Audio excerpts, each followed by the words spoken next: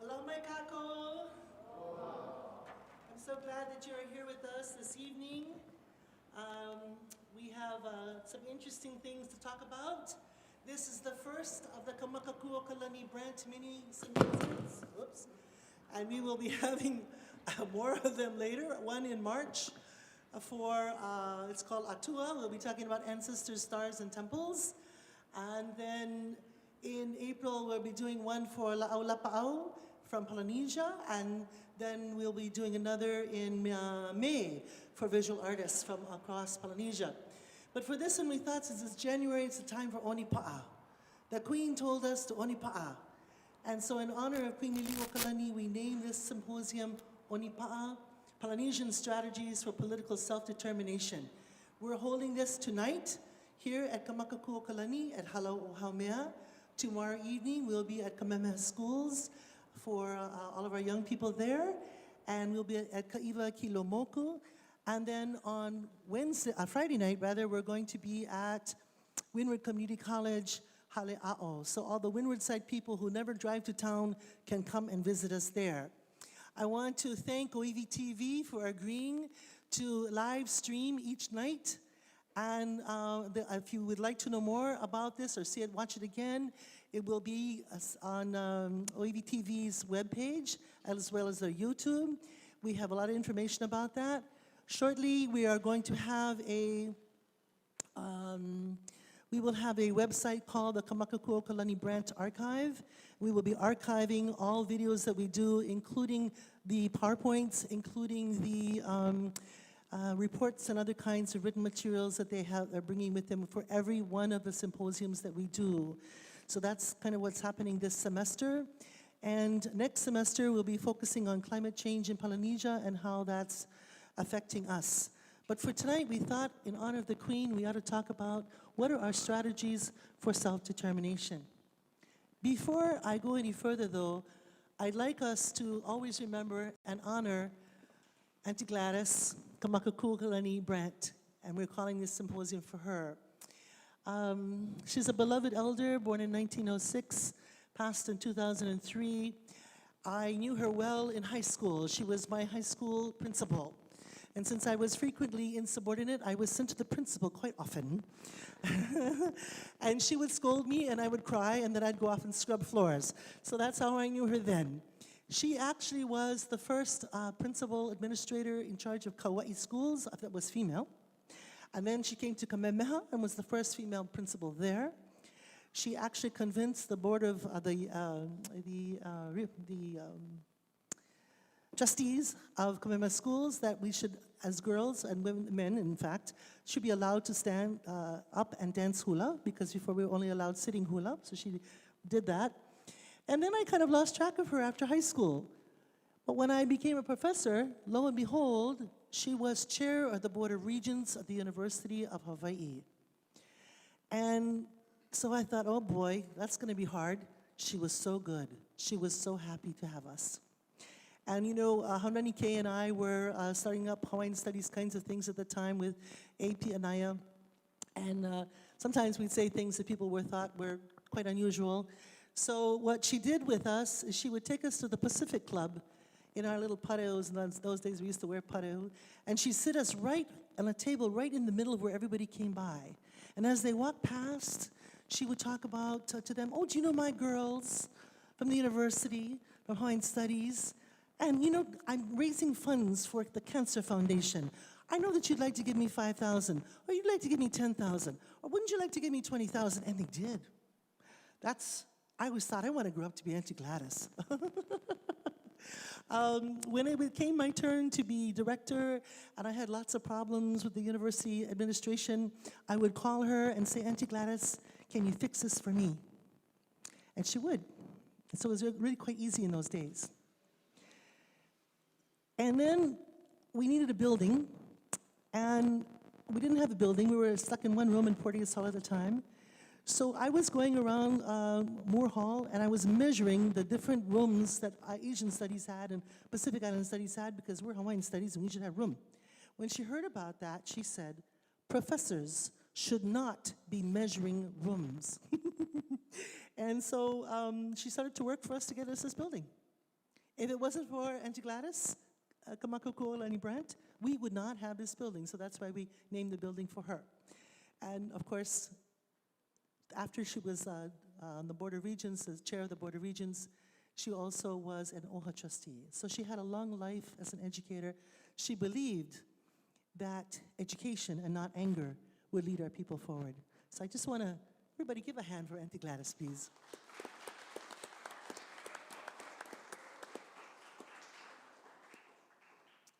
Okay, so we have 3 guests, but you see we only have 2. Right. Dr. Moana Jackson, whom I revere as one of the smartest people on the planet, could not come. He fell ill right before he was to get on the plane. The doctors would not let him come with us. So this is what's going to happen this evening.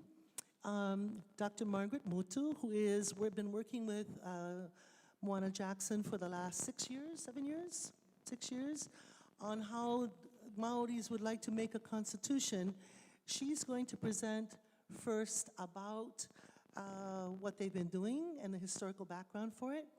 Then we're going to move to Senator Ari'ihau Tuheava, who is from Tahiti. I'm sorry, Dr. Margaret Mutu and Dr. Moana Jackson are from Aotearoa, and they're going to represent Maori constitution making. Senator Ari'ihau Tuheava has come to be with us from Tahiti, and as many of you have read about, he is part of the Independence Party in Tahiti. They would like to be free of the French colonial power, but how do you decolonize, or how do you have them leave? I think we should be so charming that the American military would like to leave. They just want to leave because they love us. But sometimes people disagree. So if we're to get independence in Polynesia, how does that work? He is on the decolonization committee at the United Nations for French Polynesia, and he will tell us about that. So he will speak, and then we'll come back to Margaret, and she will speak on behalf of Moana with his slides. So that's kind of how we're working it. Now, everyone gets half an hour to speak, and I'll keep track. But we also have some respondents. When they're finished speaking, we have respondents in the audience who are going to be asking questions. Is Dr. Osorio here? Oh, he's just arrived. There he is. Now, yes. Okay, so he's here, and you're responding at 7. Okay, so Dr. Osorio will be asking questions about constitutions, I'm sure. I wanted to make sure he was here because I was one of the people writing the Constitution in 2016, and Dr. Osorio, who's my best friend in the world, was outside the gate holding a sign saying this is a bad Constitution. So I wanted to reinvigorate the stories and also show that even if we have different points of view, we should not have rancor towards one another. So I'd like to have the Constitution, any Constitution really at this point, be discussed. I had asked in the OHA paper, what would it be like if the Hawaiians had our own government and we controlled Maunakea? You need a Constitution for that, right? You also need decolonization. So Dr. Osorio will be the first to respond, and then we'll have Dr. Beamer. Come on up, raise your hand. There he is. And Dr. Beamer is really interested in independence, and so he'll be asking questions about independence or anything he wants, really. That's fine. But I think it's important for us to have voices from Hawaii Nuiakea and Kamakakūokalani, and these two are from here because this is what Auntie Gladys wanted. She put aside money for us that we could bring people in from outside to discuss Polynesia and Polynesian issues that comport with what we are looking at Hawaiian. Let's see. Next person in line is Makana Paris, right in the back there. He's raising his hand. He was part of the Constitutional Convention in 2016. He's going to have questions about Constitution and the way you do it. Then, let's see. Kame'eleihiwa Campbell, you're right here. Very good. She goes to the UN every year to the Permanent Forum on Indigenous Issues. She's been co-chair with Keali'i Gora of the Pacific Caucus at the Permanent Forum for quite a while. She'll have questions about the UN. Then, we're also passing out cards to the audience. If you would like to write down a question that you'd like to have, please write it down. Let's see, where's Kavika? Kavika, yeah, Kavika will be passing out cards and he will be collecting them. Raise your hand now, Kavika. Everybody sees them over there. So that if you have a special question you really would like to have, asked, we will do that. Now, I should stop talking. I've done, I think everything I'm supposed to do. Oh, yes. Again, we have a sign-in there that you need to help us sign in. If you have not, then we don't get money from the university to pay for the food. And Richard Medeiros is also there. He's doing voter registration for anybody who's not registered to vote. And for all of you who are worried about that, don't forget, Uncle Walter Riddy from Molokai said, all Hawaiians should register to vote. So that is my portion, I believe. And here we go to Margaret. And so I'd like to introduce Dr. Margaret Mutu. I've known her since we were both young ladies at the East-West Center. We got married together. Not together each other, but we were married at the same time. We had children at the same time. We got our PhDs at the same time. We ended up being directors of Māori Studies and Hawaiian Studies at the same time. And I followed her career closely. I'm so glad that she could come because she's done so much work for her people in getting land back from the New Zealand government for the Māori people. So I introduce to you Dr. Margaret Mutu.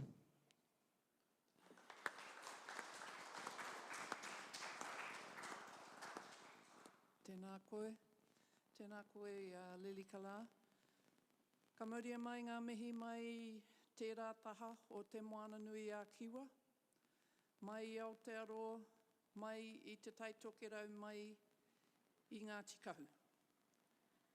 Taku mihi atu kia koutou katoa, kua karanga mai, kia mātou kia hara mai, ki konei. Ka nui ngā mihi atu kia koe, kia koutou.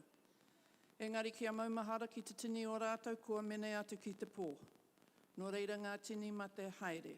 Haere hoki atu ki te kāinga tūturu mō tātou mō te tangata, e kore koutou e wareware tia.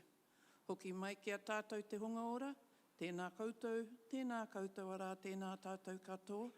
I bring with me greetings from the other side of te moana nui a Kiwa, the Great Sea of Kiwa, the Pacific Ocean. From Aotearoa, and in particular from the far north of Aotearoa, where my ancestors come from, before they came from Raiatea, in Ngāti Kahu. At this time, though, we must remember those who have passed on, and particularly those who have passed on recently, and we bid them go and join all their ancestors in Hawaii, and we will never forget them. But coming back to everybody here today, thank you so much for coming, and thank you so much to Lilikala and all your colleagues for inviting us in the first place. Now I am very, very saddened that Moana can't be here today. My background is in linguistics and Māori studies. Moana's background is in international law and Māori law. And the answers and presentation he would give you are different from what I would do. I will try my best, but I cannot be Moana. Now, so to start out, I'm going to talk to you today about the work that Moana and I have done. We actually started work on it in 2009.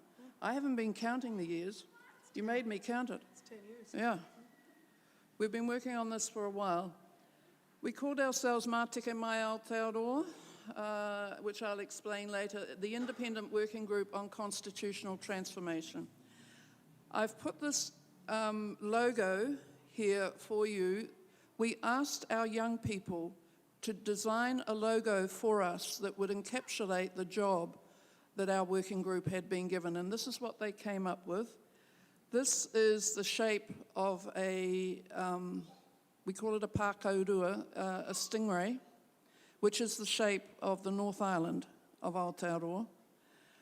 But this is Aotearoa in balance, where the sun is in balance with the moon, where the seas are in balance with the land, where all the elements involved in it are all in balance. And if we have constitutional transformation done the way it should be, our country would be in balance. once again. At the moment, it is severely unbalanced. So the report that I'm referring to, that's He Whakaaro Here Whakaumu Mo Aotearoa, the report of Mātike Mai Aotearoa, and it is available. I think, Lili, you circulated it, so it's available on that website. Now, the background to the group, Mātike Mai Aotearoa, we formally established ourselves in 2010. There was a lot of discussion in 2009 and the years before that. We were established by a group called National Iwi Chairs Forum.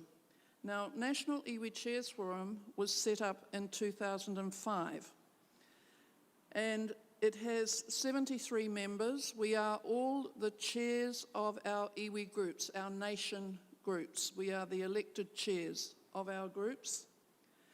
And within the forum, we have 30 what we call iwi leaders groups, and they deal with specific issues. Now, since 2008, from 2005 to 2008, the government of New Zealand didn't want to have anything to do with us, which was fine by us, because we're dealing with Māori issues. However, since 2008, we've been, and you've got to change over into a national, more conservative government, we have increasingly been referred to on a range of issues affecting Māori. I'm not so sure that that's good, but it's what happened. Now, a group of chairpersons of hapu, iwi are our nations, hapu are, we always go the big one down to the little one, but really our extended families are the basis of how we organise ourselves, and those are our whānau. A group of whānau comes together for economic reasons, and those are your hapu.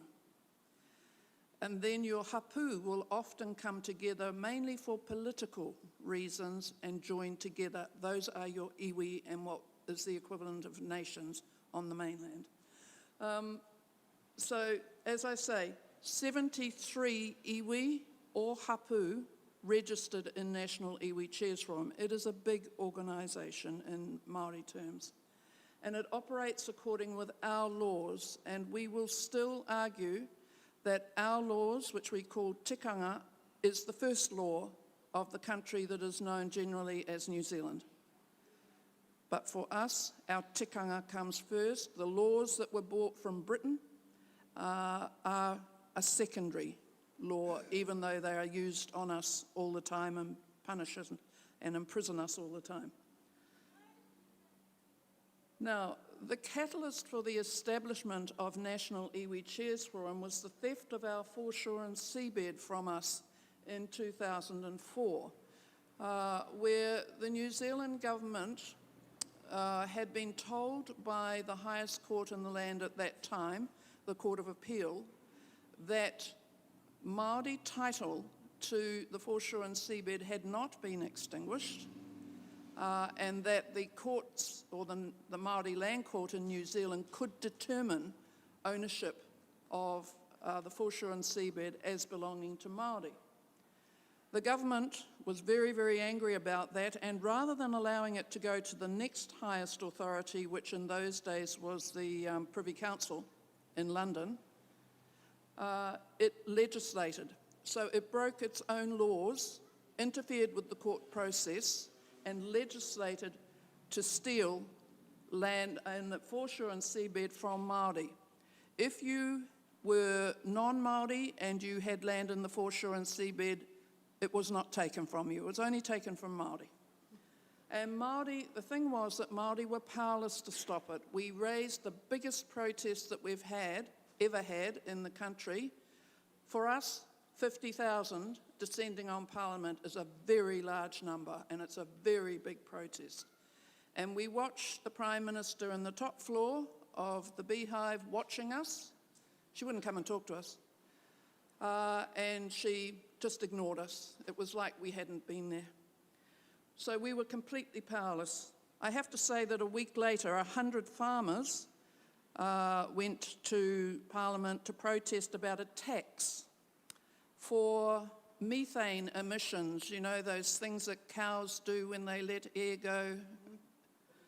We called it the fart tax. The farmers, 100 farmers protested about the fart tax. They got rid of it immediately. But 50,000 Māori couldn't do anything about the foreshore and seabed.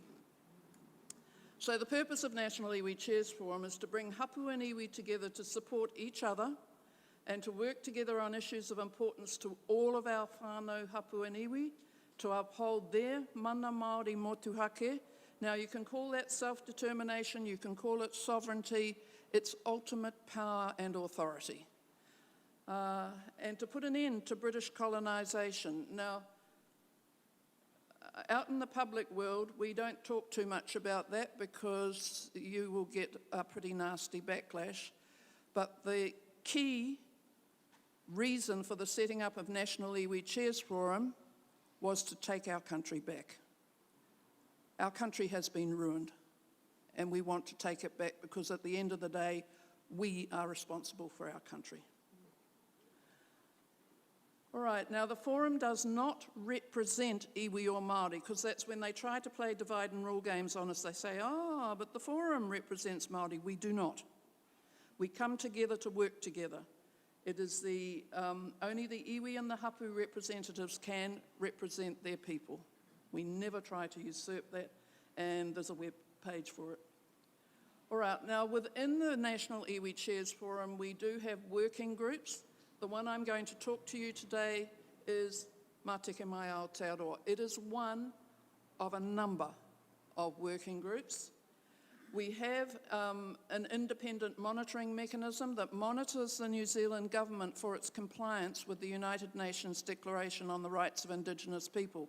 We go to the UN expert mechanism on the rights of Indigenous people. We go to their meeting in Geneva and report on New Zealand's lack of compliance with the with UNDRIP.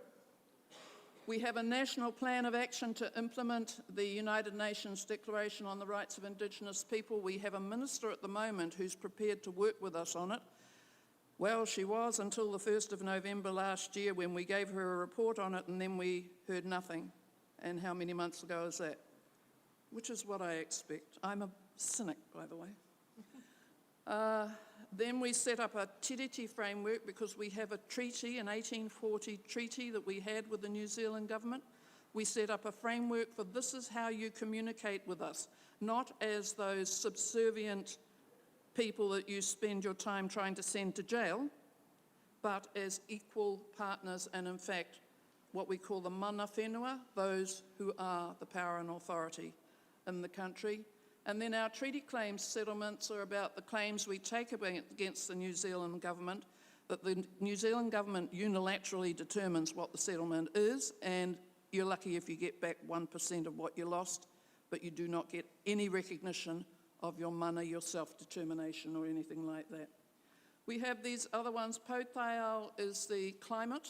We have a very active one on climate change at the moment, and on fresh water, particularly the ownership of fresh water. As far as Māori are concerned, we own the fresh water. We cannot get the New Zealand government to even talk to us about it. Pōtāhua is the economic side where we deal with international trade and with housing. We have a huge homelessness problem amongst Māori in New Zealand. And Pōtangata is about our people's social well-being. Data sovereignty is a huge issue, our youth, family wellbeing and education. So those are all groups within National Iwi Chairs Forum. But the one I want to talk to you about on constitutional transformation, we set this group up because the common thread running through all the issues, whenever each of those groups was dealing with their issues, they would get so far and think that they were making really good progress with government and then suddenly hit a brick wall. And the reason we would hit a brick wall is because the constitutional arrangements leave us absolutely powerless. So we can do a great deal of work and in my mind waste a great deal of time, energy, money trying to get things right for our people, but at the end of the day, we are blocked, completely blocked from any decision making. So it prevents us from addressing basic issues such as injustices, inequities, denial of rights, land confiscation, racism, etc., etc., etc. You just have to read the reports coming out of the United Nations on some of these things to see how bad New Zealand is on these issues. Constitutional transformation is required to reinstate the balance, which is why that logo is like it is, between the mana Māori motuhake, our Māori sovereignty, and British kāwanatanga. That was all they were given, was the right to control their own white immigrants coming into New Zealand. They had no authority whatsoever to determine anything to do with Māori. That's what's in the treaty. So governance over British and other immigrants, that was agreed to in the 1840 treaty. Now, this work we're doing is not something that we dreamed up in 2009. This has been going on since the 1800s, trying to get the Constitution right. So we had a group in the early 1800s trying to establish it. They produced a document signed by many of the rangatira or chiefs around the country declaring that sovereignty lies with the hapu, not with iwi, with the hapu around the country. In 1858, you had Waikato Tainui set up the kingitanga to stop the theft of their lands. In the 1990s, we had 1890s, we had a Māori parliament that made our own laws, but the white parliament would not allow it to exist, so they played the usual rule, divide and rule, to destroy it. In the 1970s and 80s, the New Zealand Māori Council, which is a government-established body, was set up. It had quite a few acts of Parliament passed that are actually very good. The State-Owned Enterprises Act, the Crown Forest Act, they can order our land back.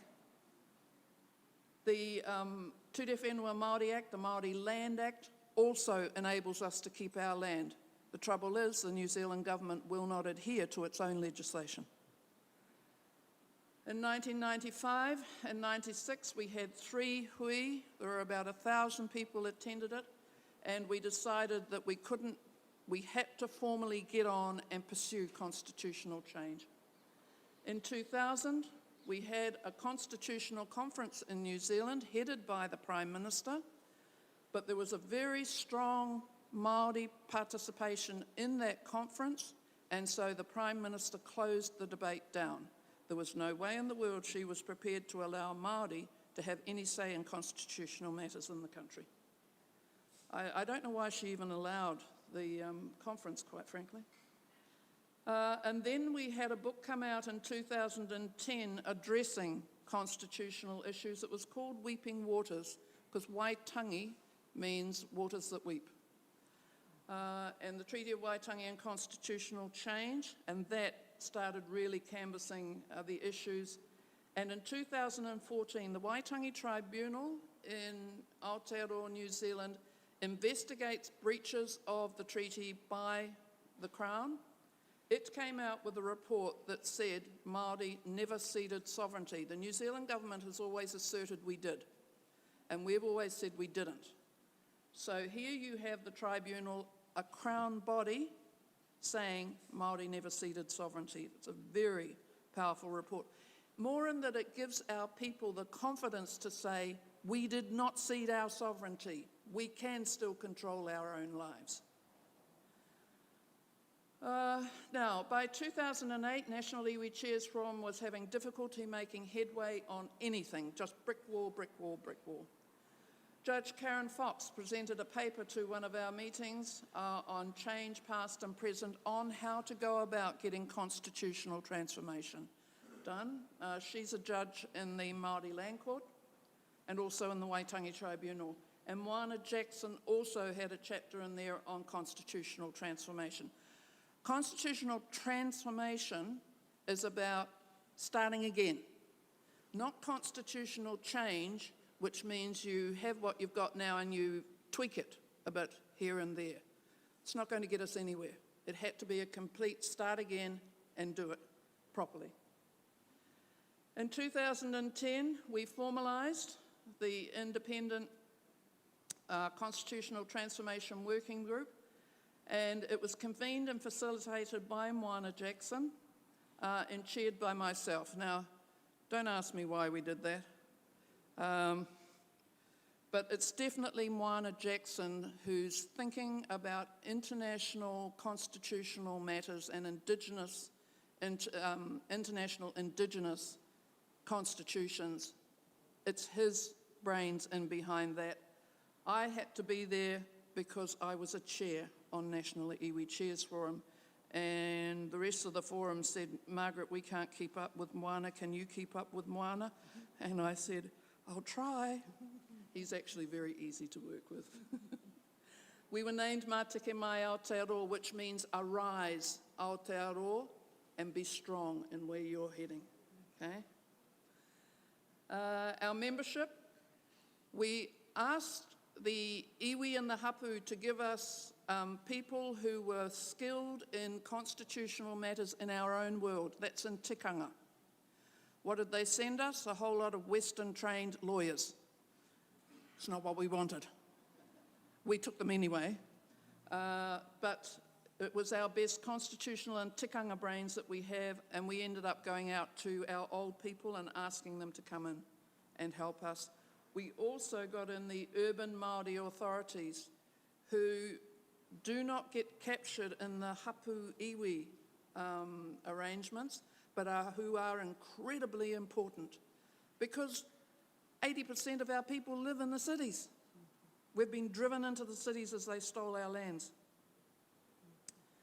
Our terms of reference, we had to develop and implement a model for an inclusive constitution.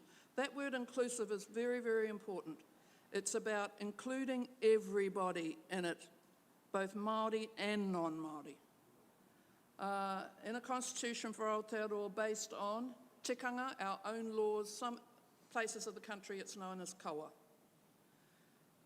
He hakaputanga o te rangatiratanga o New Terini, that is the Declaration of Māori Sovereignty of 1835, Te Tiriti of 1840, and other Indigenous human rights instruments that enjoy a wide degree of international recognition, in particular the United Nations Declaration on the Rights of Indigenous People. Okay? So that was our mandate. Now this was important because a lot of people thought we were just there to try and improve the existing situation. We weren't. So we were not asked how might the treaty fit into the current Westminster constitutional system. Neither were we asked how might Māori representation be adequately addressed in the parliamentary framework, because that framework comes out of Westminster, it comes out of London. It was built for Pākehās, by Pākehās, and it's never going to be any different. That was not what we were asked to do. We were asked instead to seek advice on a different type of constitutionalism that is based on he hakaputanga and te tiriti, on those original declaration and agreements that we had. And it is very clear, and this, as we went round and talked to people, it became really clear that the Westminster constitutional system as implemented since 1840 does not and cannot give effect to the Treaty of Waitangi, to Te Tiriti o Waitangi, okay? Because it's not there for us.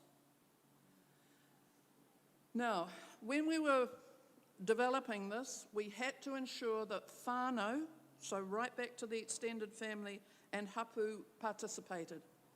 And in the development of the model, we had to report engagement and progress to each National Iwi Chairs Forum hui. Our final report, we were supposed to do our final report in 2013. If ever you've worked with Moana, you know that's worse than graduate students handing in theses, okay? It goes from 2013, 2014, 2014, 2015. Moana, when are you going to get this done? 2016, okay? It's a beautiful report. Ensure that whānau and hapu are fully informed and participate in the development of the model. It goes back to our tikanga about doing everything by consensus. Wherever you can, take the people with you. So if you're going to do something major, make sure that the people know exactly what you're doing, why you're doing it, how you're doing it. Because at the end of the day, a constitution comes out of the people. It's what the people decide. So we had to ensure that at each hui, what we did was, where there was a brief introduction to the topic, and then we worked on questionnaires and groups, which is not how we usually run hui, but it's how we did it because we know in our hui, those with the big voices get to be heard the most, and we didn't want that. We wanted to hear from everyone. So, and people didn't mind, they did it. We took all the responses and analysed them and built a model. And the model was to form the basis of the constitution for the country, but will not be discussed with the government until Māori are satisfied with it, because we're trying to avoid divide and rule. So if all of our people were skilled in what this constitutional transformation would do, it would be harder for us to be divided. Now, this was what was so important.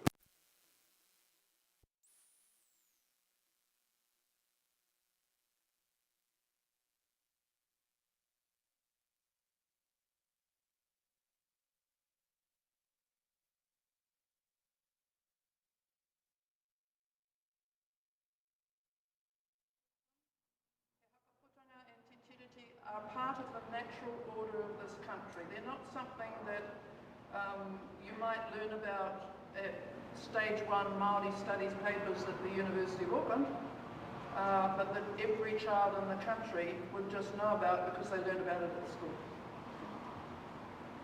Hapuaniwi exercise their own mana. They make their own decisions about their own lives, their own land, their own resources. All peoples have a respected constitutional place, not just the situation we have at the moment where wealthy whites, wealthy Pākehā, have a respected constitutional place. The rest of the country has virtually nothing. Particularly non-whites, very severely discriminated against in New Zealand. 5 minutes, right. A constitution for good, just, participatory government for and by all people, not just the wealthy few. And it's consistent with the values and benefits everyone, and I'll go over what those values are later. All New Zealanders prosper and celebrate the heritage. So we are one nation that celebrates our heritage and prospers. And that Māori contribute positively to the growing international activity and around constitutional transformation for Indigenous peoples, that we are not just stuck in our Māori thing where we think there's nothing outside of our world, but we are working right the way, particularly across Polynesia, and then out through across the world in Indigenous peoples. So our work to date. Our consultation for our report, there were 252 hui around the country. Moana attended every single one of those. I attended about 60 of them. And then Moana and I decided we both had the same colour hair, that we were too old for a lot of our younger generation. We established a youth group that also went round, and they held 70 hui.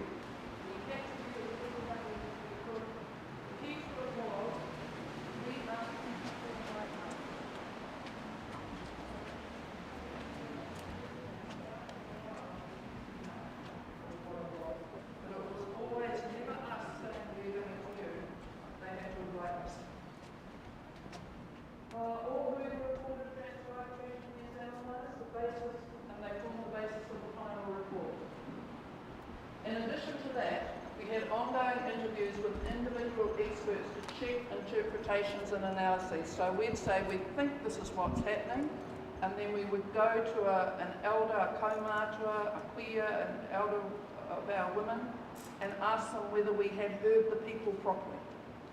And they would say yes or no, and then we'd go back. So it was very, very intensive. The report was drafted with ongoing input from the experts. Moana did most of the drafting. He was backwards and forwards from my office, but also from all the other experts that we had. We had a group of about 20 experts that he was talking to all the time. And then a further 30, more than 30 Hui conference presentations around the country to take the report back to the people, because you had to maintain the confidence of the people that you had reflected what they had actually asked for. And it is now a required text in, I think it's just about every university and every wānanga. Oops. So that's how we went about doing the report. Pass it over to Ari'iho. I'll come back and talk to you about what's in the report afterwards. Kia ora. Mahalo nui. While Kahuku is changing over to Ari'iho's PowerPoint, I just want to say I first met Senator Ari'iho Tuleava about 2009. He was organizing Polynesians to come and support the Ra'iatea initiative to make Tapu Tapu Atea a World Heritage Site with UNESCO. And he began to work with the UN and UNESCO for this issue, which I'm sure he'll address. But I was so impressed with how the people of Ra'iatea had in their hearts a desire for the whole world to know about this sacred site, Tapu Tapu Atea. Many of us as Hawaiians have been down there to see this place, this great ancestral place, a temple that is one wall, 0 degrees north. And I'm a little excited about that. But more than that, the area, the land where Tapu Tapu Atea is in Ra'iatea, the area is called Te Po. And in Hawaiians we say, all knowledge is mai te po mai.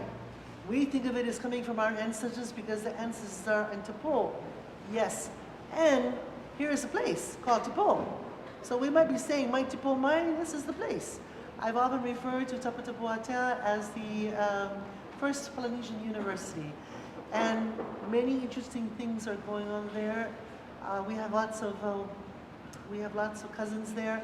And of course, if you do not know, you should know, then on the island of Mo'orea, we have Va'anai. So these are our cousins.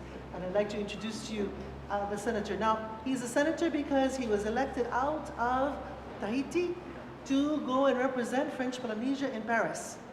And he's dealt in the heart of that colonial power. He can tell us about that, and now he's gone to the United Nations to check out what's happening on decolonization for French Polynesia. I give to you, Senator Tuhia.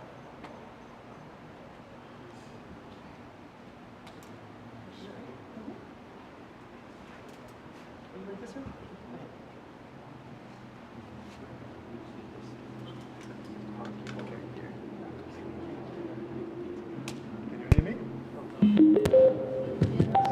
Okay.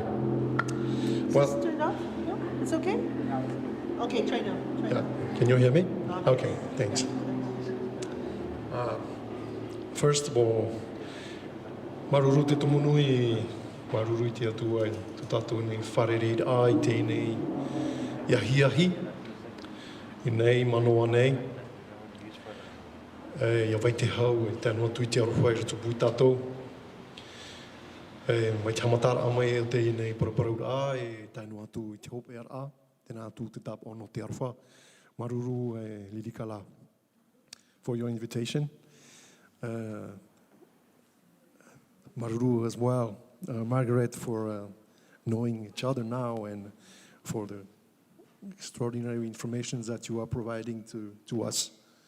And Maruru to all of us, all of you coming, joining, listening, watching, and we hope that such information that we are providing to you are beneficial to the reflection around the topic of tonight.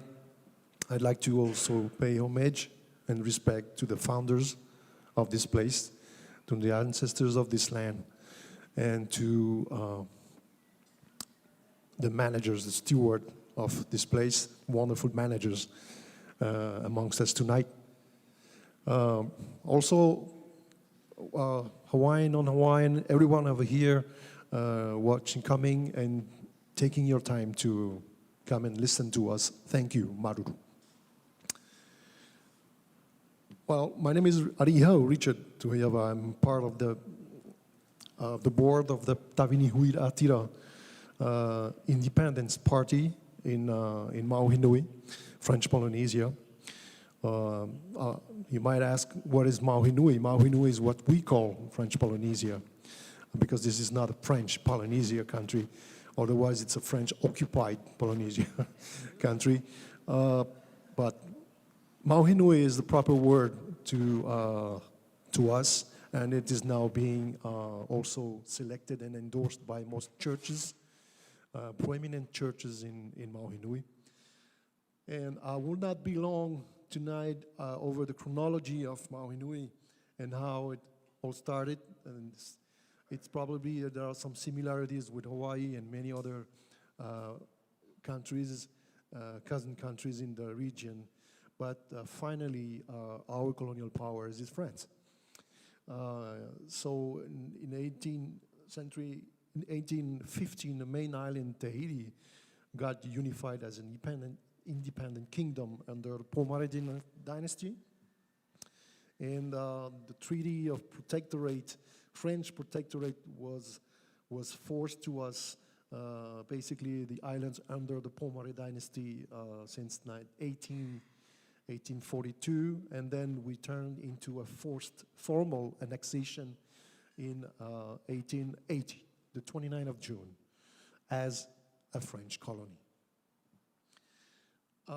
Since that annexation, it was only some part of our territory, which is very large.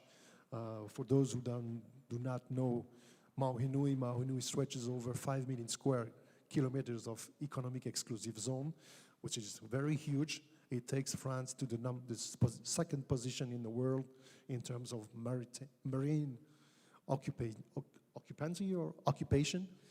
Number two, and we know that France is also targeting to get the position number one, just in case. But since 1880 until 1901, the last island annexed was Rimatara, which is also the island of my ancestral island of my wife. In 1901, other islands under indigenous kingdoms were also annexed and incorporated under France, and the whole, if I may, package of island colonized was named French Establishment of Oceania. And it is in 1946, the French dependency model was placed into provision, or Article 60 of the new French Constitution of 1946 replaced the terms colonies with territories. It had an impact, a legal impact on our country. Oops, yeah. What's happening? Oh, yeah. It goes, yeah. Yeah, right here. Right there? A little more, yeah. Well, you press too much. Yes. Hold on a second. Yeah. Yeah? No. And then one more. Yeah, one. Yes, okay. Thank you. Mahalo.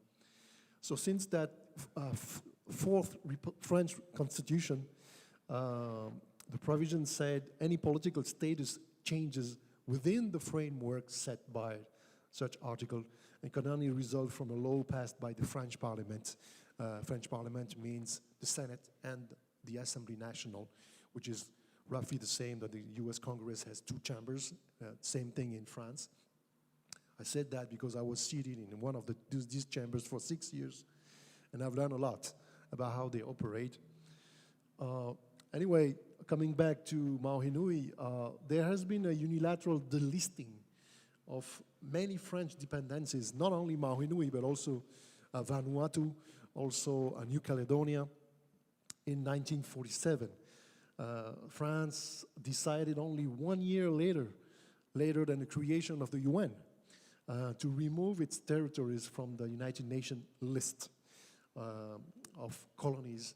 And that decision was based on the constitutional changes that I just mentioned earlier, contained in its, provision Article 60. So we've been replaced on the text by the terms territories, whereas we've always been a colony. The pretext was that France has no longer colonies. Oops. And the changes actually were in form, but not in substance, as finally, and until today, the political power imbalance and the unilateral authority, this is a very important term, especially at the UN level, was not changed and remains today. So moving forward to the French Constitution's referendum, which was one of the,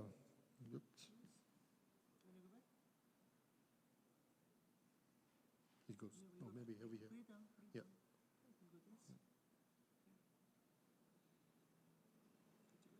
Yeah. This one? Another one. Okay.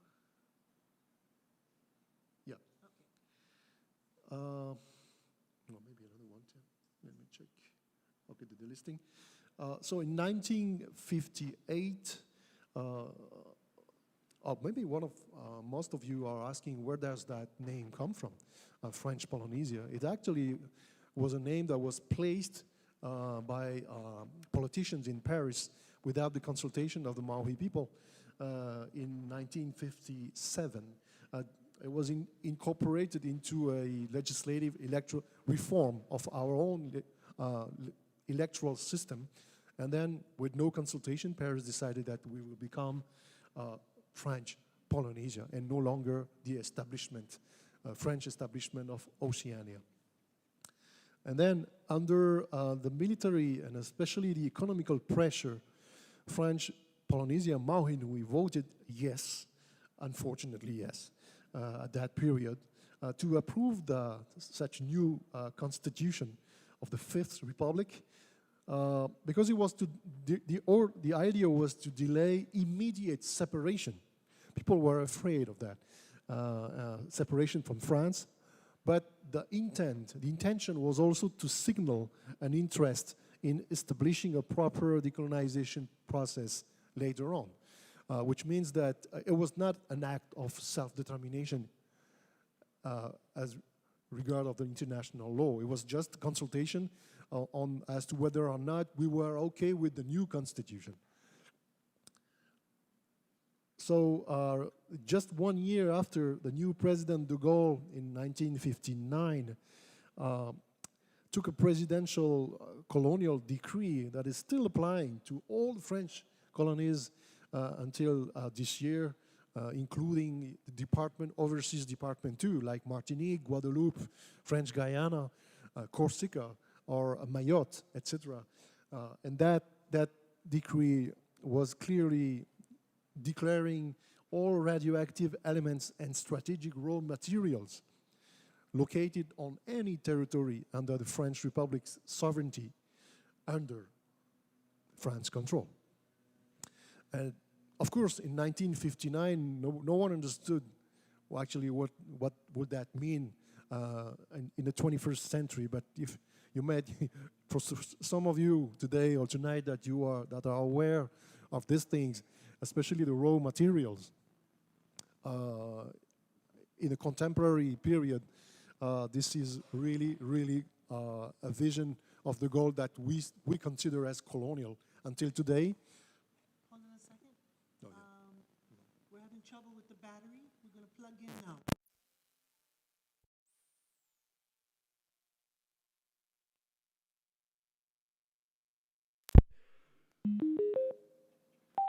Can you try now? Can you hear me? Okay, fine. Mahalo. Mahalo Kavika. So that colonial decree still rules our world, Maui world today. It never, the essence and even the substance and the language still exist in all our statutes that has been granted, I would say, or imposed to Maui Nui since the annexation, since the referendum, basically, of 1958. Yeah. But in the meantime, at the UN, there has been a movement. There's a big trend of decolonization in the early 60s. Basically, the declaration of the decolonization declaration that was adopted by the UNGA, General Assembly, in December 1960, that declared the right of self-determination as inalienable, which is probably the substance of that resolution, and also, which is more interesting for our peoples today, that consider the self-determination issue no longer as a bilateral one, but a multilateral one that will concern the whole community and the whole members of the UN, which means that any country in the world, any state member of the UN cannot assert or argument to say this is only our business. No, the self-determination, as far as it concerns the right to self-determination, it's no longer a bilateral issue, it's a multilateral issue since that resolution. So it also means that during that time and before the act of self-determination, that basically is a referendum, there should be transfer of powers with no condition, either a reservation in advance. I'm going faster. There's also another standard, another resolution that has been adopted, the year after, in 61, Resolution 1541, that established minimum standards for full and genuine self-government through three options that probably some of you tonight has already heard about, which are independence, free association, or integration. But coming back to the referendum of 1958, this reform was wrongly interpreted as a self-determination referendum.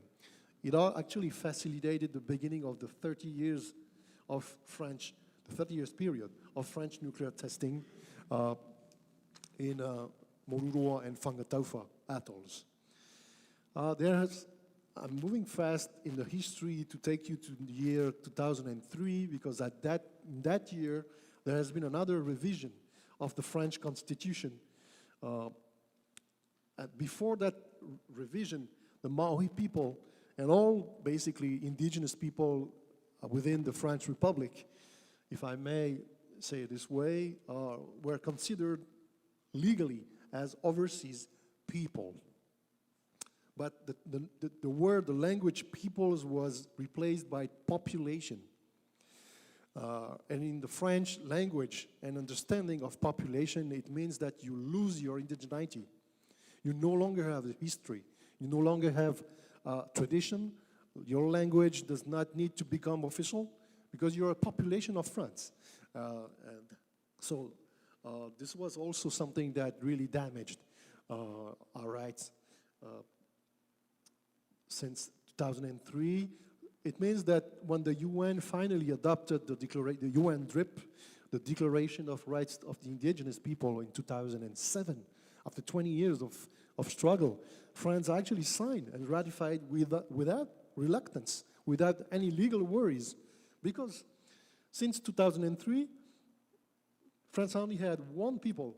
So all former, as I said, overseas people were no longer considered as people within the meaning of the UN DRIP. Therefore, Maui people, our people, would not qualify to legally claim against France any implementation of the declaration. And for instance, only Polynesian and Futanese people since 1961, and Kanak people, according to their own history and a heavy history, there has been bloodshed over there in the year 1987, has signed an accord, repeated in 1998. Only these people within the French Republic were granted their own indigenous or customary rights and also their chiefdoms, but nowhere else any people within the French Republic were granted or were able to qualify to claim the benefits of the UN DRIP. So if I do a quick political recap, 1947 to 1963, French Polynesia has been delisted from the UN list. 1958 referendum, French Maui voted yes to the French Constitution, but this was interpreted as an act of self-determination, which was wrong. The year after, 1959, all radioactive and strategic raw materials throughout any French overseas territory is now or are under French control. Year 1977 through to year 2004, there has been different status of autonomy granted or voted by Paris, but the unilateral authority of France still remains, especially the presidential decree of de Gaulle. 2003 Constitution revision, Maui people, we lost our indigenous rights under the French Constitution. And of course, I was part of that, but the leader, Oscar Temaru, which is the sovereignty leader until today, was leading that delegation. He started the fight since 1978. That was the first time he's been to New York. He was just a civilian, was not even a mayor.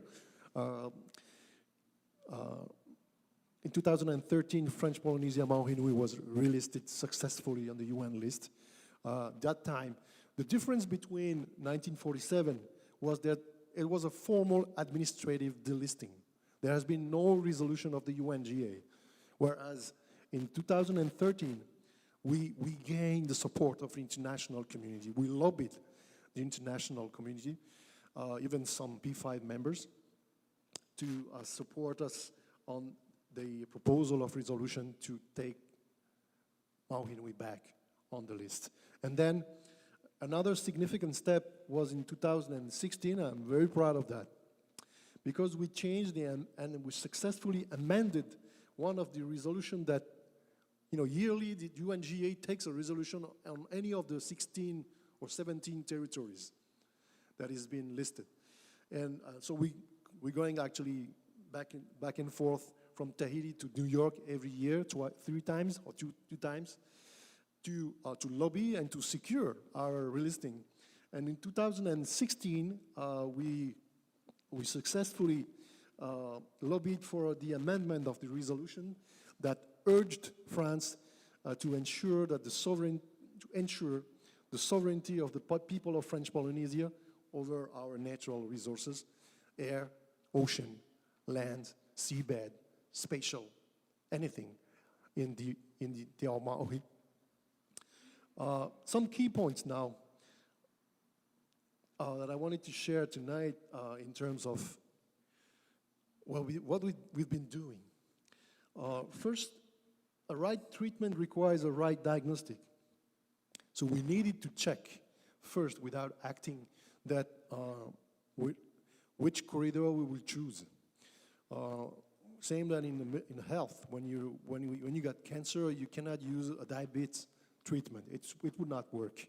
In our case, we needed to fix and to check our history, our context, and which are the weaknesses of our administrative power, but also our weaknesses.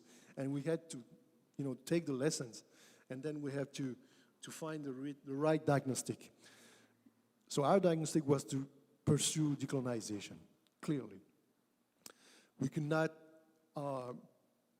question the treaty of annexation. It was done. It was false, wrongly, but it was done.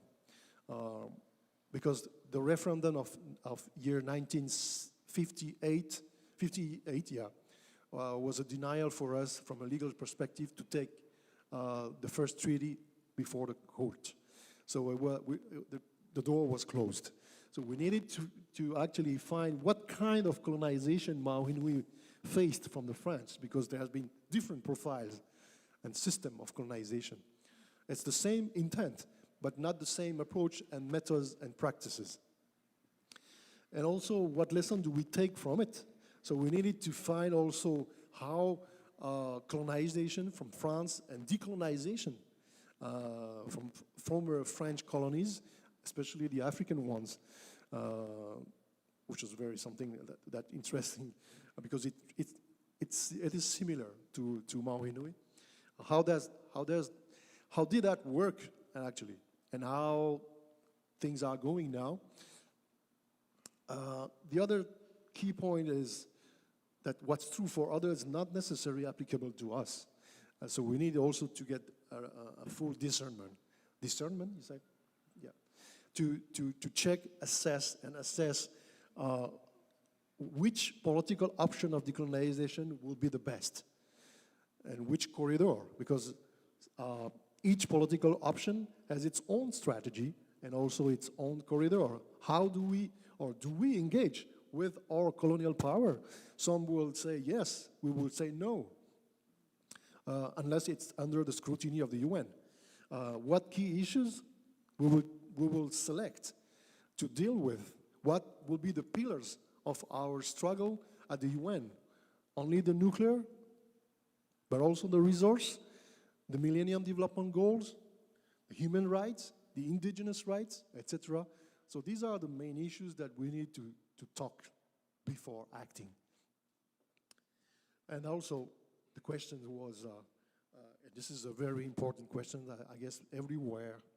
Are we united locally? Are the forces back into the land united to advocate for the decolonization? Do they want that? Do we choose? We have chosen the political process, but do we create our own rule of law, or do we use the rule of law of the colonial power, which is different? Which constitutional model we will choose?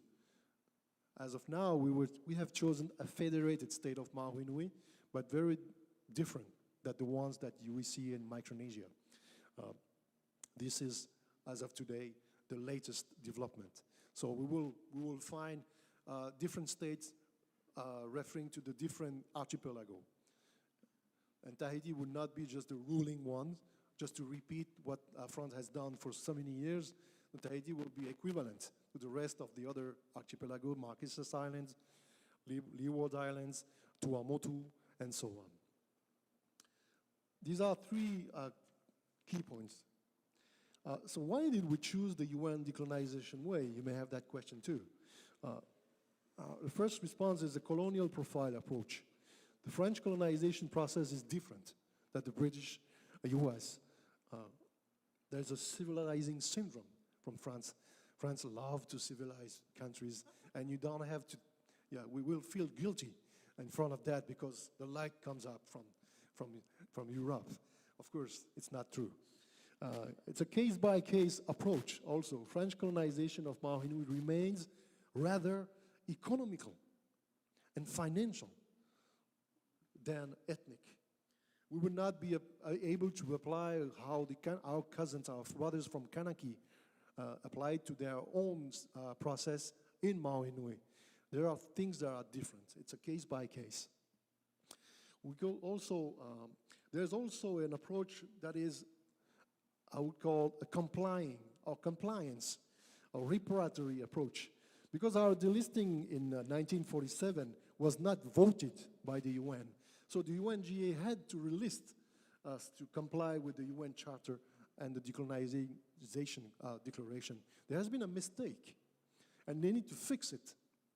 So this is why it was a better approach for us to just stand up and steadily, ʻOnipaʻa, and say, no, you made a mistake back then.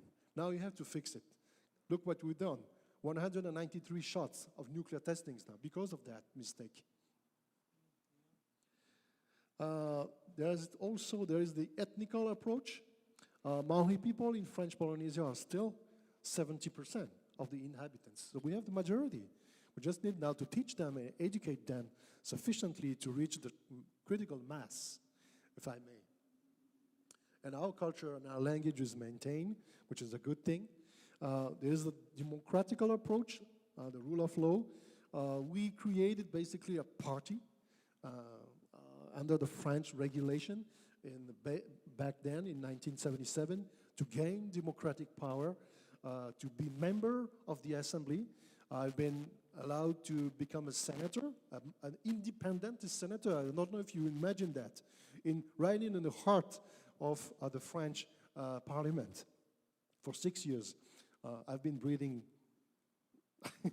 It was hard, but it was a good experience to teach back to our people. There's a legal approach too, because relisting opens the way to many more options internationally. The International Seabed Authority, the International Criminal Court, the Human Rights Special Rapporteur, etc., etc. And also, there's a psychological approach, because we're doing politics back in the Maui Nui, and the UN process is providing credibility locally to our voters, to our constituents. It provides a worldwide exposure. Your voice is heard worldwidely. And it provides also the mechanism of multilateralism, especially around self-determination and the nuclear, but also the MDGs. So thank you very much, Maruru, for your attention.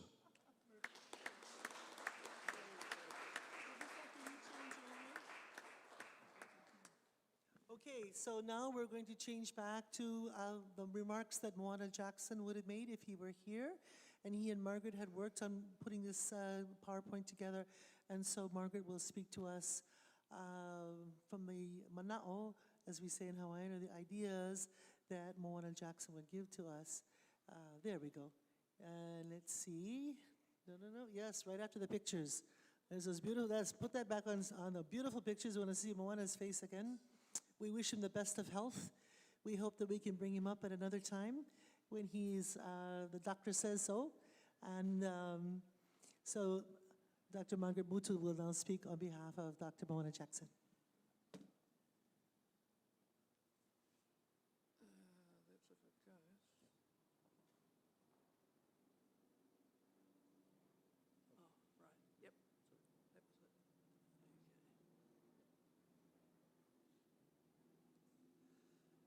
Okay, so at the end of all the effective consultation that was done, the report was drawn up. And it was a report that's written for our people and hopefully to help others to begin their conversation. So it was deliberately written for Māori, for whānau, hapu, all of those who attended the hui in particular, so that it wasn't your usual government report or academic report. It had to be something that the people could read and see themselves in the report. And Moana's very, very good at writing in that way.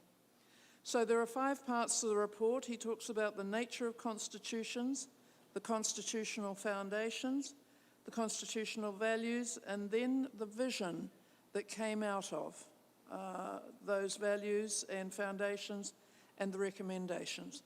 So first of all, the nature of constitutions. Now, when we get to the hui, a lot of our people would just look at us glassy-eyed when the word constitution was used. It's not a word that's in the vocab of our people.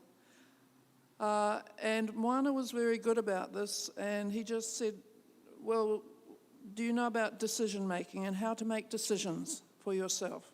Yes. On our marae, that's where we all gather and where our decisions are made.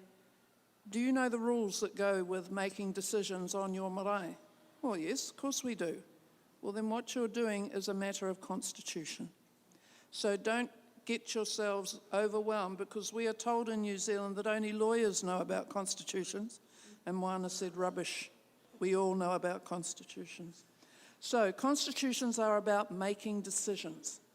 Government is the process people choose to regulate their affairs. The Constitution is a code or a set of rules to describe how government will function, who will make the rules, and how to abide by them and live together amicably. In other words, Moana was very careful to take it out of an area that effectively we were alienated from and bring it back to what we know and how we actually operate on our own marae and in our own communities. So constitutions are based on a concept of power and a site of power. Now, the concept of power is the philosophy of constitutional authority and the values that underpin it, whereas the site of power is the institution or place where society decides power is to be exercised and the limits placed on it. So very, very careful to define what it is you're talking about here. And then it had to be kept very clearly in mind that constitutions are not things that only come out of Europe. They are cultural creations. So you could have a look at a Western concept and site of power, and having a look at that, and Moana could always explain this so simply. It's hierarchical, it's top down. And sovereignty is most high and perpetual power over the citizens. And the site is the monarch in Parliament. And we still have that in New Zealand, where the monarch opens Parliament, with absolute authority and dominion over the land and the people. And that's how constitutions are determined, certainly in Britain. I don't know about elsewhere. I don't know if France does it the same. Yeah, okay. The Māori concept of site and power, and this is what our people could relate to. It's a concept of mana. Absolute power and authority derived not from human beings, but from the gods.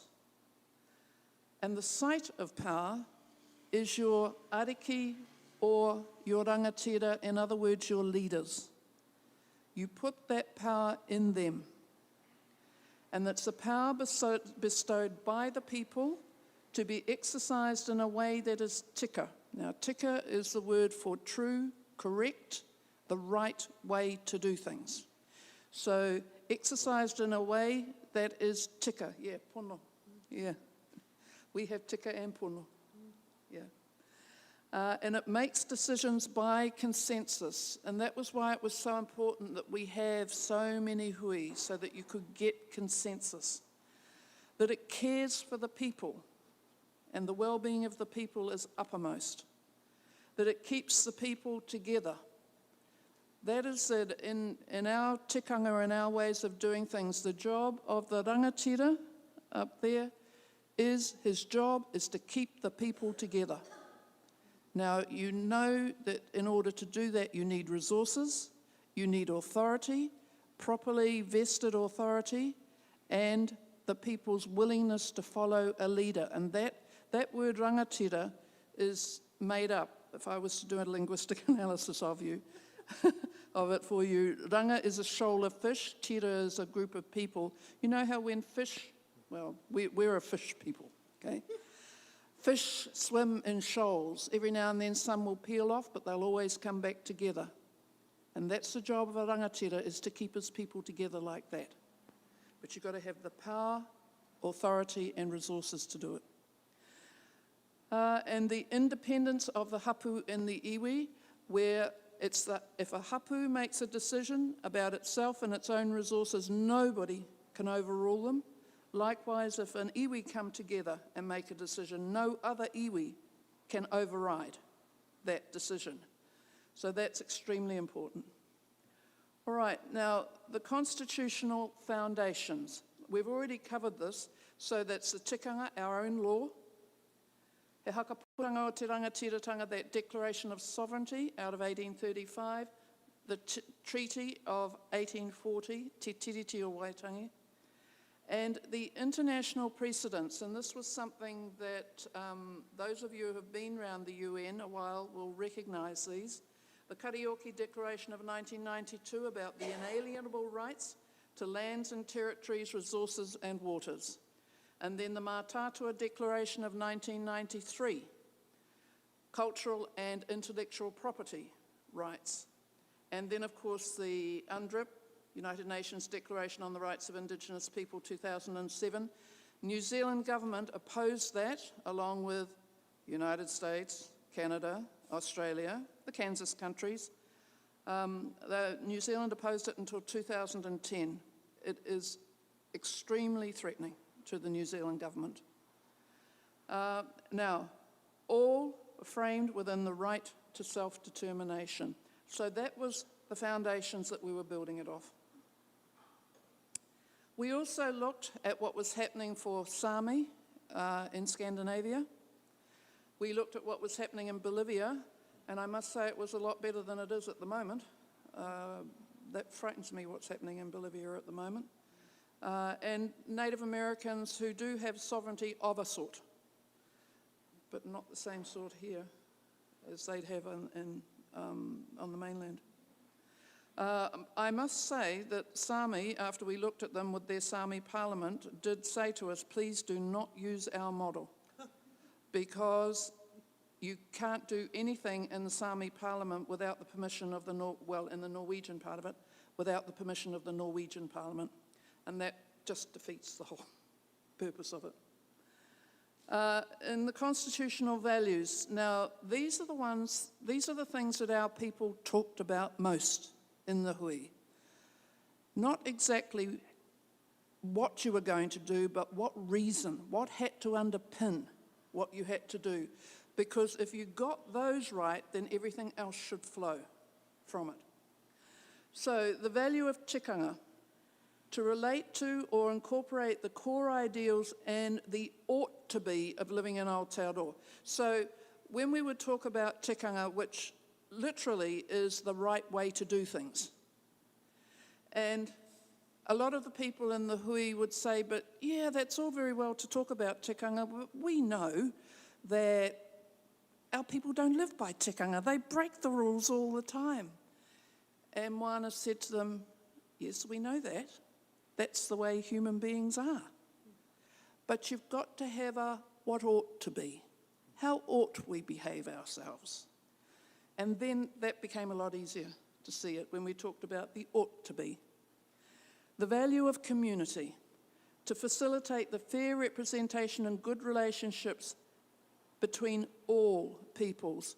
One of the things that happened when we were having our hui was we got approached by non-Māori groups to please be included in the debates. And the first ones who came to us were our relations from Rarotonga, from the Cook Islands, from Samoa, from Tonga, and then from India, from China. It was the non-white people in New Zealand who are so severely discriminated against, who came and asked to be a part of it. And we said that we can't ever, one of our base values is that we must look after all of our guests, and all Polynesians know this. You've got to look after your guests. We are responsible for everyone in our country, and we've got to make sure they're all looked after, and if they're not, then we take responsibility for that. Even if it's not us doing it, it's our responsibility. The value of belonging, to foster a sense of belonging for everyone in the community. At the moment, a lot of people do not feel like they belong in New Zealand, and that's deliberate. And that is wrong in terms of our tikanga. The value of place, to promote relationships with and ensure the protection of Papatūānuku. Papatūānuku is our Mother Earth. Without our Mother Earth, none of us would be here. And yet, we do not look after her as we should do. Now, this is something that we took out of the Bolivian example, where Pachamama is the first law in their constitution, the Mother Earth. Pachamama is our Papatūānuku, which is your... Yeah. So she must come first in everything. The value of balance, to ensure the respect for the authority of rangatiratanga, which is our power, ultimate power and authority over all ourselves, our resources, and everything. That's rangatiratanga. That was what was guaranteed for Māori in our treaty, and kāwanatanga, which was guaranteed to the British Crown to look after their people according to their laws, but not to have a say over us. So we need to restore that balance with the different and the relational spheres within the different and relational spheres of influence. Now, I'm going to talk to you more when we get to the models about the spheres of influence. Okay? The value of conciliation. To have underlying jurisdictional base and means of resolution to guarantee a conciliatory and consensual democracy. One of the things our people find so hard is that in the Western model, in the British model that we have in New Zealand, everything is done on an adversarial basis. And you go to court and you fight each other and you have a winner and a loser. Whereas our tikanga says that if something has gone wrong, you all get together and you try to sort it out for the good of everybody. There's no such thing as winners and losers in that. It's for restoring the balance and getting back to reconciliation. You can't keep the people together if you keep going on an adversarial route, and if you keep saying the majority will win. So in my iwi that I am the chair of, many a time we've had decisions we had to make where there was a split. I could have had it as, 51-49. That's not the way we do things. And so we leave the decision, come back to it later, and wait till you've got at least 90%. And then if you've got some who are always going to hang out, you're going to always have some who hang out. But so long as the people, you see, the people have to own their decisions. If they don't own their decisions, they're always going to fight against them. So that's why consensus is so important. The value of structure. To have structural conventions that promote basic democratic ideals of fair representation, openness, and transparency. So there isn't, the 1%ers and the 2%ers who control everything. Make sure you get rid of that. All right, now, part 4 of the report then went on to consider the various models. We were asked to produce our model. We ended up with 6 because we just couldn't figure out how to do one. We didn't want to restrict the people. And the 6 that we've got here, it might end up being something different again from this. But these were just the ones that logically fell out of the discussion. The first of 3 possible tricameral models, where you have 3 parts to it. You have a tino rangatiratanga sphere, and in that sphere, Māori make decisions for Māori and control, the power and control for all things Māori rests in that sphere. The kāwanatanga sphere is separate, that's the Crown. It looks after things non-Māori. Now, in a tricameral arrangement, you would elect or appoint people to a third body called the relational sphere, where you would come together out of the kāwanatanga sphere and the rangatiratanga sphere to make joint decisions where you needed to make joint decisions. For a lot of the decisions in the tino rangatiratanga sphere don't need any consideration from the kāwanatanga sphere. There's kāwanatanga sphere matters that don't need rangatiratanga sphere information. But there are times you have to come together. So you appoint to a third joint deliberative body. So that's a tricameral, one of the tricamerals. And in that rangatiratanga sphere, your representation will come out of your iwi and your hapu. Now, these are the traditional ways we organise ourselves. You compare that to the next tricameral one, and you'll see that on the rangatiratanga side, it wouldn't be just iwi and hapu, you'd include urban representation. There are different issues, there are a whole different range of things that need to be dealt with by urban Māori. Kāwanatanga. Now, one of the things that was really interesting about the hui was our people didn't talk about what we should do to change the current parliamentary system, other than to take away from them the right to have any say about us. That was the only thing we'd do. But we'd leave them to make up their own minds as to what they should look like. I have to say we had several Pākehā, whites, come to the lectures that I did afterwards who said, but we don't like how our parliament works at the moment. And I said, well, that's up to you. you know, we recognise your mana to make your decisions for your own thing. You sort your own side out. And they said, oh, well, we'll never like that. Can we please come over to the rangatiratanga side? And we said, well, yeah, if you want to abide by our tikanga, sure. So it's easy. And again, we're in the second, because it's tricameral, you've still got that joint deliberative body. In the third tricameral one,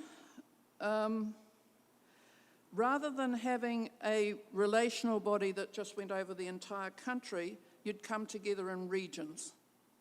Okay? So that would probably involve about 10 different regions around the country. And then, so those are the tricameral models. This was a multi-sphere model, and the reason for this one is that a lot of iwi have entered into agreements with the government over settlements, over a whole range of things that they consider they don't want to have interfered with. So you need to preserve those existing relationships. So mana motuhake is their right to stick to what it is they want to stick to, both iwi, hapu and the Crown, those relationships they already have. But you would still have the rangatiratanga sphere and the kāwanatanga sphere making those decisions out in the middle. And in the relational sphere, hapu and other Māori representation and the Crown. And it became pretty clear that you couldn't just leave out the urban. There are a lot of other Māori groups that need representation as well, particularly our youth, our LBGT groups, our what we call the, mahu you have here, our disabled people. They all need, women in particular, they all need to have their own sort of representation. Now, there was a unicameral model which would have only the relational sphere and one body making decisions together. I do have to say we put this up because it was a logical option that you had to consider, but which got knocked out really quickly. Because this is what actually exists at the moment and we have no say in it whatsoever. Okay? And then there is a bicameral model with two, where you just have the rangatiratanga sphere and the kāwanatanga sphere and no third body. Now, what that means is that those two bodies are going to have to learn how to talk to each other and learn how to communicate with each other. But neither can overrule the other in this one. I have to say this is the one that is preferred. Now, the recommendations. In the next 5 years, so this was after 2016, there would be discussion amongst Māori. There has been a whole lot of discussion. And the annual agenda item on National Hui of lead Māori organisations, it certainly has been, well, I end up reporting on it 4 times a year to National Iwi Chairs Forum. We meet 4 times a year just to keep them abreast of what's going on, because of the huge interest in this. And that there'll be a Māori Constitutional Convention in 2021. So that's next year. And it is fundamentally important that Moana is there for that. Now, that Constitutional Convention, bringing Māori together to decide exactly what model do you want and how is it going to work. When I reminded National Iwi Chairs Forum in November that we have this resolution, and they said, why are you waiting till 2021? Why can't we have it in 2020? And I'm going, oops, haven't thought about that. I talked to Moana about it. Moana, how are we going to do this? And he said, I don't know, the people are going to tell us how to do it. And I think that's exactly how it will happen, actually. We've got a lot of our young, legally trained, our lawyers saying, come on, we've got thinking around it. We've got a lot of our youth coming around. They've actually written us up a report on how they think it should be done. So there's a lot of activity going on out there, and me and Moana going, yeah, we can do this. We need to establish a working group to work out the structural and procedural issues for Māori, which is probably the area that your lot were working in, trying to get the actual constitution up. Because we deliberately didn't go there first. Yeah. Māori initiate dialogue with other communities. Well, it didn't work like that, did it? They all came to us. And then called us. I don't know how many times I've gone and spoken to different groups, non-Māori groups around the country. Iwi hapu and lead Māori organisations initiate dialogue with the Crown. Yes, well, the Crown doesn't want to know. Because the New Zealand government still operates under the doctrine of discovery, which means white supremacy, effectively. They won't say that out loud, but they do. So this is very threatening for the New Zealand government. And anyway, I'm the wrong person to send to talk to the Crown, and so is Moana. In 2021, we want to start organising a tiriti convention for the country about constitutional transformation. Now, this is already happening amongst Pākehā groups. I've been just so blown away by Pākehā, and it's not just young ones, it's a full range of them who know intuitively that what we're asking for is right, and they want to be in there, making sure that it happens, even if it doesn't happen in our lifetime, that it happens. And that was all approved by National Iwi Chairs Forum on the 5th of February 2016. Moana's and my goal for this is the year 2040. We don't want to rush it because we want to get it right. And we want constitutional transformation to be there for my great-great-grandchildren, who will look back at what I was arguing about and say, what on earth was Nanny complaining about? Okay, so come some of the comments to date. People do not want the unicameral model.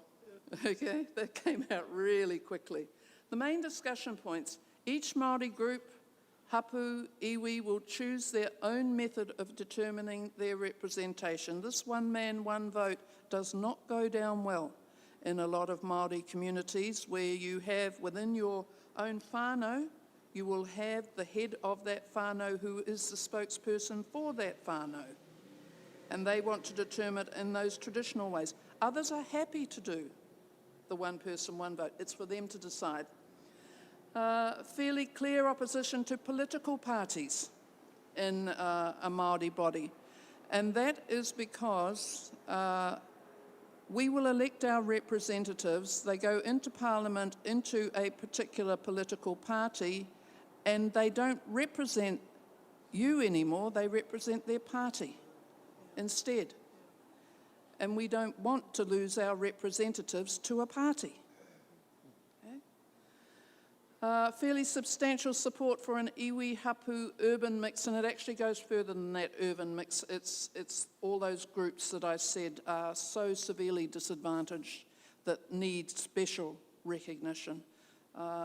There was strong calls for them to have representation.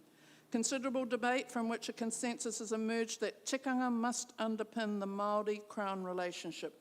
That relationship is going to be the most difficult one to decide and to work through and to reach consensus on how that's to be done. Increasing Māori calls for constitutional transformation. Both Moana and I just thought, well, you know, we'll plant the seed and maybe our great-grandchildren will pick it up. We have been quite amazed at how many, particularly the younger generation, have picked it up, because for them it makes sense and they just want to hurry up and do it. And Moana and I are saying, we say kia ta haere, go carefully when you do this. Don't hurt people along the way, try to take everybody with you.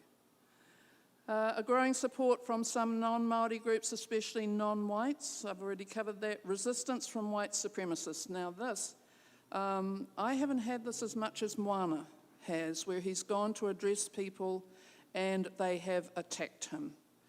And he's found that very, very painful, that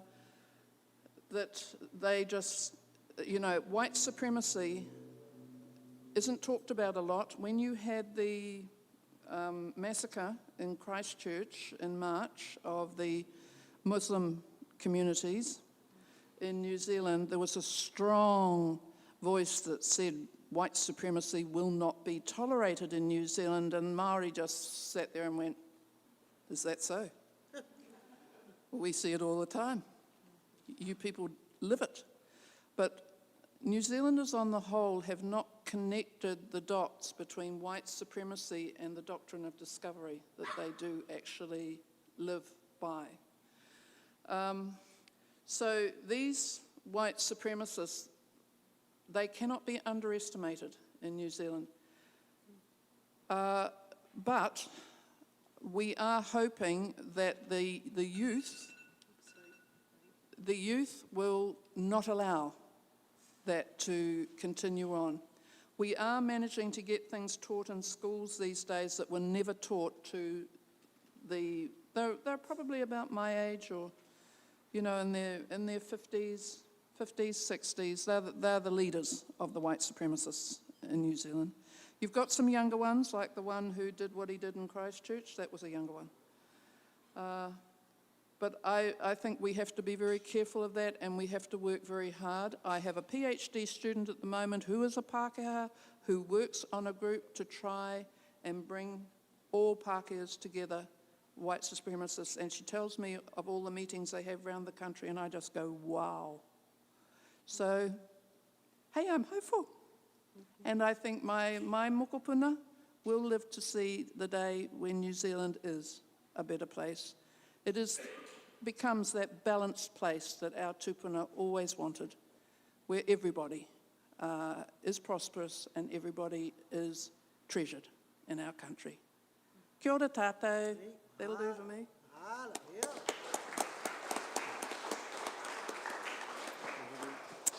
Thank you so much for all of this, giving us a lot to think about.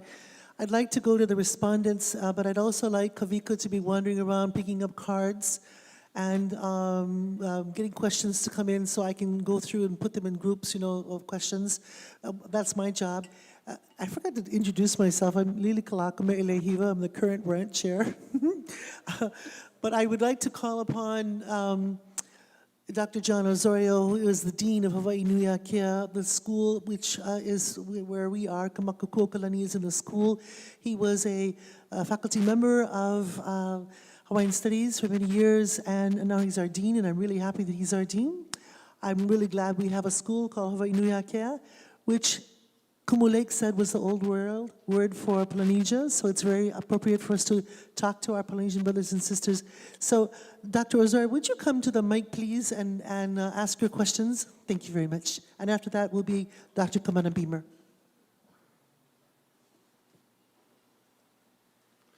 Aloha mai kākou, aloha to you all, and mahalo nui to you, Senator, and to Dr. Mutu for being here tonight. I want to thank Lilikala and the Brandt chair for hosting this remarkable and extremely important conversation. And what I'm going to do is I'm going to spend, and you can tell me if this is the wrong thing to do. It says respondent, so tell me if this is wrong. I want to spend a few minutes basically summarizing kind of some of the major differences and challenges that I've seen in the way that both Mauhi Nui and Aotearoa have approached the problem of reclaiming the sovereignty, the ea, to our people, and then say a few words about the situation in Hawaii. So one of the things I really appreciate about Mauhi Nui and Aotearoa is how different the situations are there. In the case of Mauhi Nui, the French basically have acted as tyrants over a very long period of time, but they haven't, except for perhaps in Kanaki, there has not been, you know, an overwhelming kind of settlement, for instance, in Tahiti and the Marquesas. You still retain the large part of the population, and France simply extracts resources and of course has done its nuclear testing there, which is absolutely horrific. But in a sense, you have an advantage that your language has remained largely intact. The people that you see every day, the people that you're dealing with are still culturally Tahitian. They may speak French, they may be able to deal with French society, but they are still fundamentally Tahitian. And that's a really, really important advantage to begin with. Some of the ways that you suffer, it appears, is the fact that the French have been so outrageously opposing what has happened internationally. I found it really fascinating that they were making declarations, taking you off lists, unilaterally, even while the United Nations was attempting to forge a kind of general consensus in the international community that self-determination was the right of all people. And the fact that the French continue to do that even to this day, I think is one of the big things that you have to deal with. In Aotearoa, like in Hawaii, there is a substantial settler community. And there's also been a substantial loss of land, right, and control over land. At the same time, the Maori enjoy some things that we don't have in Hawaii, one of which is acknowledged control over specific pieces of land, and iwi and hapu that are in place. So they live in a place, they identify with their aina, they are fiercely protective of it, and mostly because of the work done since the 1950s, have managed to recover a lot of their language speakers among the youth in ways that in Hawaii we're still struggling to do. And so that brings me to the situation in Hawaii, and the question that I'm going to ask both of you, because our movement toward self-determination has taken three primary kinds of forms. One has been through the attempt to secure federal recognition from the United States as a native tribe, as a way of benefiting from the kinds of things that native tribes in the United States, who have had their lands basically taken from them and cheated from them over 200, 300 years, well, 200 years. But that strategy has been to at least make ourselves available to benefits that we otherwise don't have. There are few protections, legal protections for Kanaka Maoli since the taking of our country in 1900 and the imposition of an American government. One has been the Hawaiian Homes Act, and two has been the Ceded Land Trust.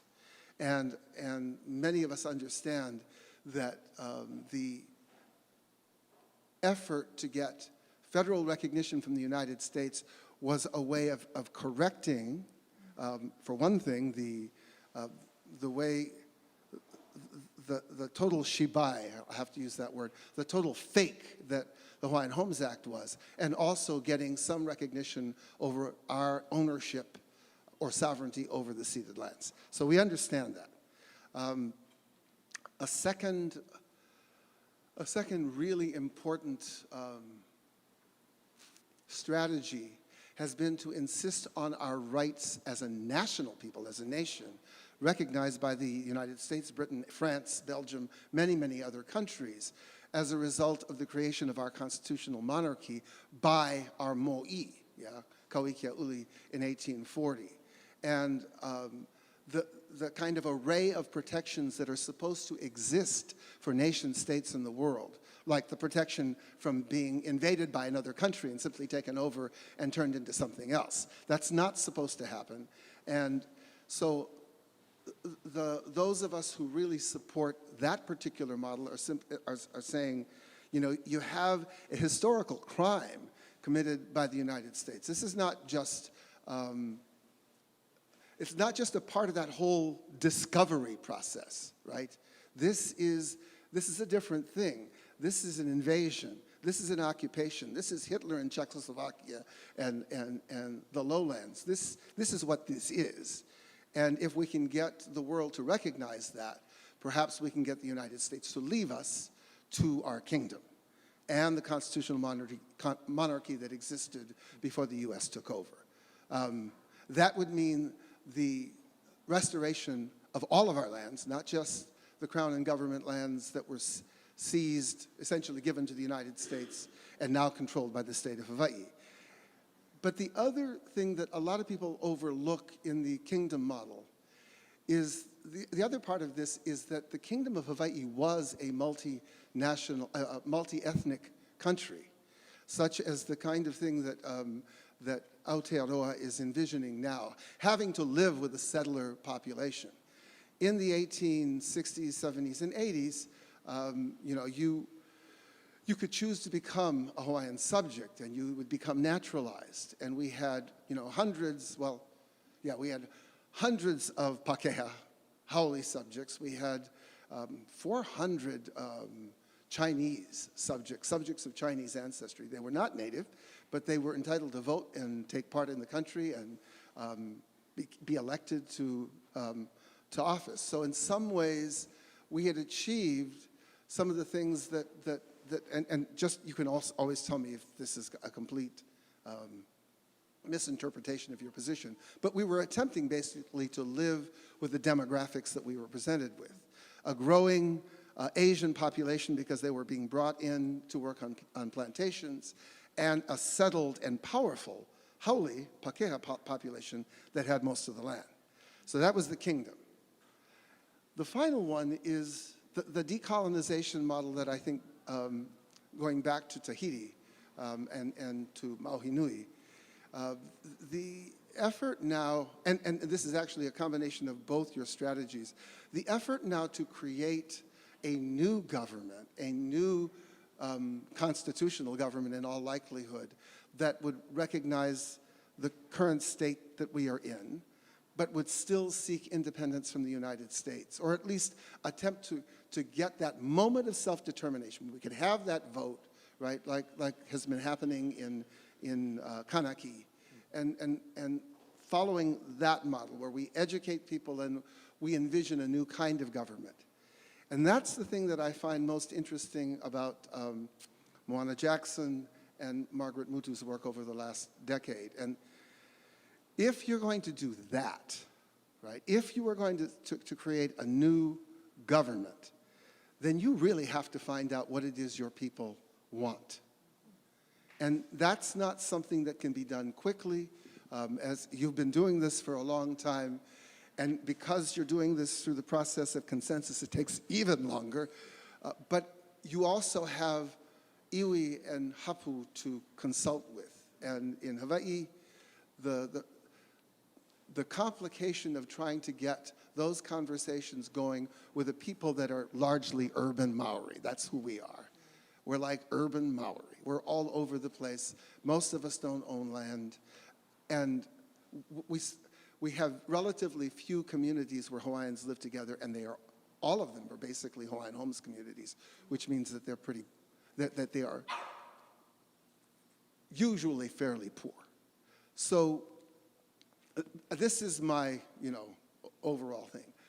What do you think, looking at these three models, of federal recognition, of the kingdom, and a self-determination decolonization model, could you comment on what you think our prospects might be here in Hawaii?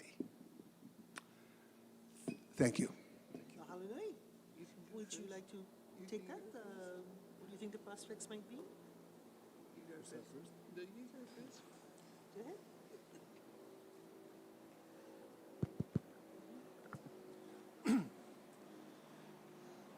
Well, first of all, thank you, Maruru Maitai. Oh, you made a very brilliant summary of the situation and the different situation between Aotearoa and Maui Nui, and actually you probably provided a very clear also approach of the context here in Hawaii. I've heard about some of the three. Two of the three, options that you presented. And first of all, of course, it would not be totally appropriate that I will suggest that one is better than the other. And I would not do that, of course.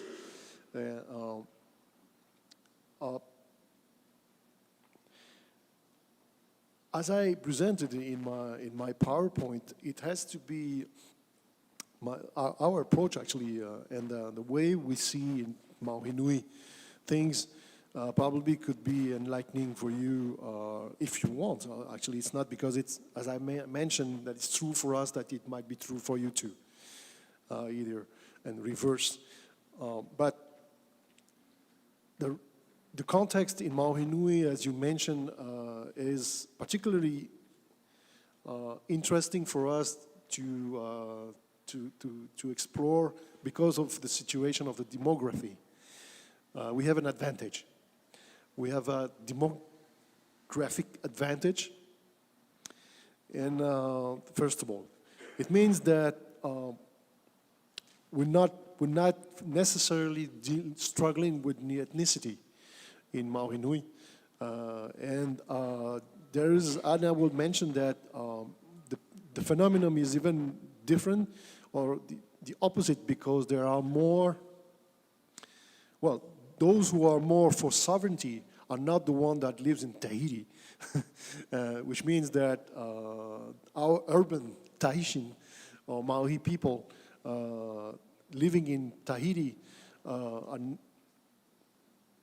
are, you know, I would say, well, the picture is this: 150,000 people are living in Tahiti out of the 3,000, almost 300,000 population of Maui Nui. And so half is living in Tahiti. But our urban Tahitians living in Papeete are not the ones that are really concerned by the issue. So most of the interest, the initiative, the mana regarding the sovereignty, and of course I will not mention the city of Fa'a, which is the poo of the party, but beside of the city of Fa'a, you will find more motivation and power in terms of our bid for sovereignty and decolonization outside than Papeete and the big city. So which is interesting too. So when you, for example, when you fly out to the Leeward Islands, to the Tuamotu and Marquesas Island, the issue is very sensitive. When it comes down and comes back to Papeete, we're dealing with urban issues too, like you have here, homeless and many others. And so the sovereignty issue is quite diluted. That's the first thing. The second thing is that on the overall of the demographic, we're still 70% of Tahitians throughout all Maui Nui French Polynesia, which means that we still have a margin of maneuver to, you know, provide more educational, more teaching, education basically, about the self-determination options.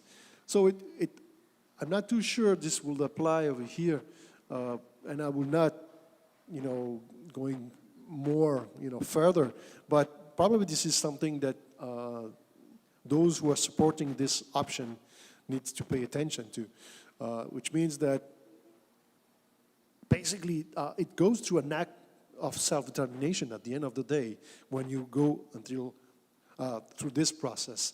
And you have to be sure that when the poll will be organized, you are in charge of the question to be asked, because it really depends on the question to be asked. You can have majority, but if the question is asked by the colonial power, it would not turn into the interest of those who organize the process of self-determination, which is a risk. So you need to make sure that the question will be a unifying question and not a divisive question. For instance, for example, in Maui Nui, if we end up with a question that looks like, are you for or against independence? We might lose. But if we turn the question into, are you in favor of the sovereignty of the Maui people over all the natural resources left by our ancestors, it turns to a consensus, then we will win. So you need to make sure that within the process, there is a scrutiny, independent scrutiny coming from the UN, hopefully, or other bodies, regional bodies, to make sure that the process is fair, equitable. That is number one. Number two, you need to make sure that people are sufficiently educated. And you know, there's an educational program that has been implemented for many years before the referendum. Otherwise, you lose. For example, for instance, in Tahiti, if this is done tomorrow, we will have an issue. We will have a problem. But if this is done in 5 or 10 years, it might look like in Kanaki. Our target, of course, is to win. But this is the risk, but also the stake of the corridor or the door of the self-determination process. And I don't know if this is inspiring for here in Hawaii, as per your question, takes us to. But it is to us the only way to harmonize our values, how we see and how we envision the political model of Maui Nui further, without France, but with the support of the international law. Because then we can claim standards that applies to the founders of the UN, and amongst them there is France. So it's really something that we have chosen accurately, and of course we need to make sure that there is no division locally. So for us, for instance, we have some very tiny movements around the monarchy, which is not as serious as it is over here in Tahiti. But at the end of the day, if we succeed in our process, they will all vote for us. So there's, you know what I mean? It's not something that will divide us in Maui Nui. And probably this is also something that over here you need to make sure that it's not going to happen at the expense of the Hawaiian cause, and of course under the laughing of the US. So it's very important to make sure that it is united at the back before going to the fight. And this is, of course, one of the requirements of the political fight. But if this is a legal fight, which is, for instance, the second options, you may not need to have a political support, but it's probably,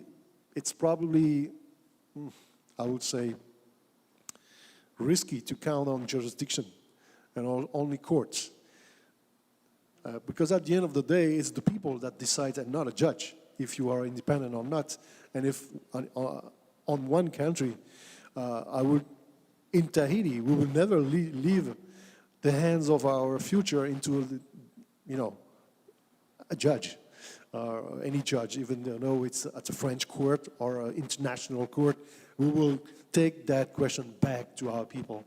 At the end of the day, it's going to be a political issue. Even though if we started by a legal one, you need to have a political, basis beyond. So, long story short, I will recommend to unify these options that you mentioned and to see to what extent it is at the interest of the Hawaiians. But for us, if that situation will be the one in Maui Nui, and as you're mentioning, I don't think we will change our minds. I think we will still continue to pursue the decolonization process for us, if it was our case, with respect to the other options that you mentioned. Thank you. I'll see if this one works. Is this one okay? Yep. Yeah, thank you very much for that summary. It's very accurate. Makes me think about it. So, well, first of all, it's not for Māori to tell Hawaiians what to do anytime. So all I can do is say what is happening for us at home, And these are, sort of discussions that Lilikala and I have had where I say, well, why don't you do this? And she goes, ooh. So what we have done is, first of all, colonisation process dumbed down our people's knowledge of ourselves and who we are and what our traditions are and what our history is. So we decided when we had those big hui back in the 1990s that our people had to be brought up to speed on who they are, what their rights are, both in this country and internationally, so that they would be empowered again to be who they are. From that, and I've got to come back to my iwi on this one, we just talk about what it is that will work for us, and we don't expect it to have to apply to anybody else, but others do the same thing. We have a situation where the Crown claims to own our land. We know what our history is now. We know that they just said it's ours, wrote a piece of paper that said it was theirs, but they actually have nothing of substance beneath that to say that it is theirs. So we know that land is still ours, which is the argument I have with Lily. The land is still yours. And having that vision in mind, it's actually the next generation that has said, well, if the land is ours, we'll just take it back. You can do that to a certain extent, and you have to be careful how you do it. For my hapu, we live in a very, very remote area. And for the Crown land that's out there, we go and build a house on it. We go and do something on it. The Pākehā don't even know for 6 months that we're on it, because they never come anywhere near it. So we just build a house. And then we build the next house. And when they come along, we say, that house has been there for ages. What are you talking about? Oh, but this land belongs to the Crown. No, it doesn't. It belongs to us. We know we've always been here. And that it's about having the strength and the confidence to know who you are, what your resources are, and therefore what your ancestors would have done if somebody came along and gave you a piece of paper that said it was theirs. Excuse me? Yeah, well, you can take your paper and it's ours. So it's not, you have to have a great deal of confidence about who you are and what you're doing to do that sort of thing. That just ignores all European law, British law, all of that sort of thing, ignores it. If I'd have done that 20 years ago, I'd be in jail. Do it now, and they won't touch us. And the reason they won't touch us is because of the Waitangi Tribunal, because the tribunal has found that our title was never extinguished. So we can do it, but you have to be careful. When my husband over there goes and tries to reclaim his land, it's the local airport. And the Pākehās know it, and they use it every day, and you try to tell them they've got to get off their airport and get out. You're not going to win that one. You're going to get arrested. Okay? But mine, nobody comes near us, so we can do it. And that, if you are successful, or one hapu or two, in our case, I would say half a dozen of our hapu have done it and been successful. That gives confidence to those other hapu who are around you. And they will come together and start making decisions that really, you just ask yourself, so what is the relevance of the coloniser? Which is why, when you ask for federal recognition, I don't need anyone from England to tell me who I am. I know who I am. I know where my lands are. And that's what we'll do. But that's what works for us. There are others that who their lands are in urban situations. They can't do what we can do. They've worked out other ways of doing it. Each area has its own way that will work for them. And but each, the whānau and the hapu in each area have to make that decision for themselves. So the international one, the DCOL one, That's why we're using the Declaration of the Rights of Indigenous People. We find that useful to shame the New Zealand government in front of the rest of the world. And that prevents them, I think, from arresting me when we build the next house and the next house. Anyway, they threatened to arrest me a few times, they've never done it yet. Mahalo, Margaret. Mahalo, Ari'ihau.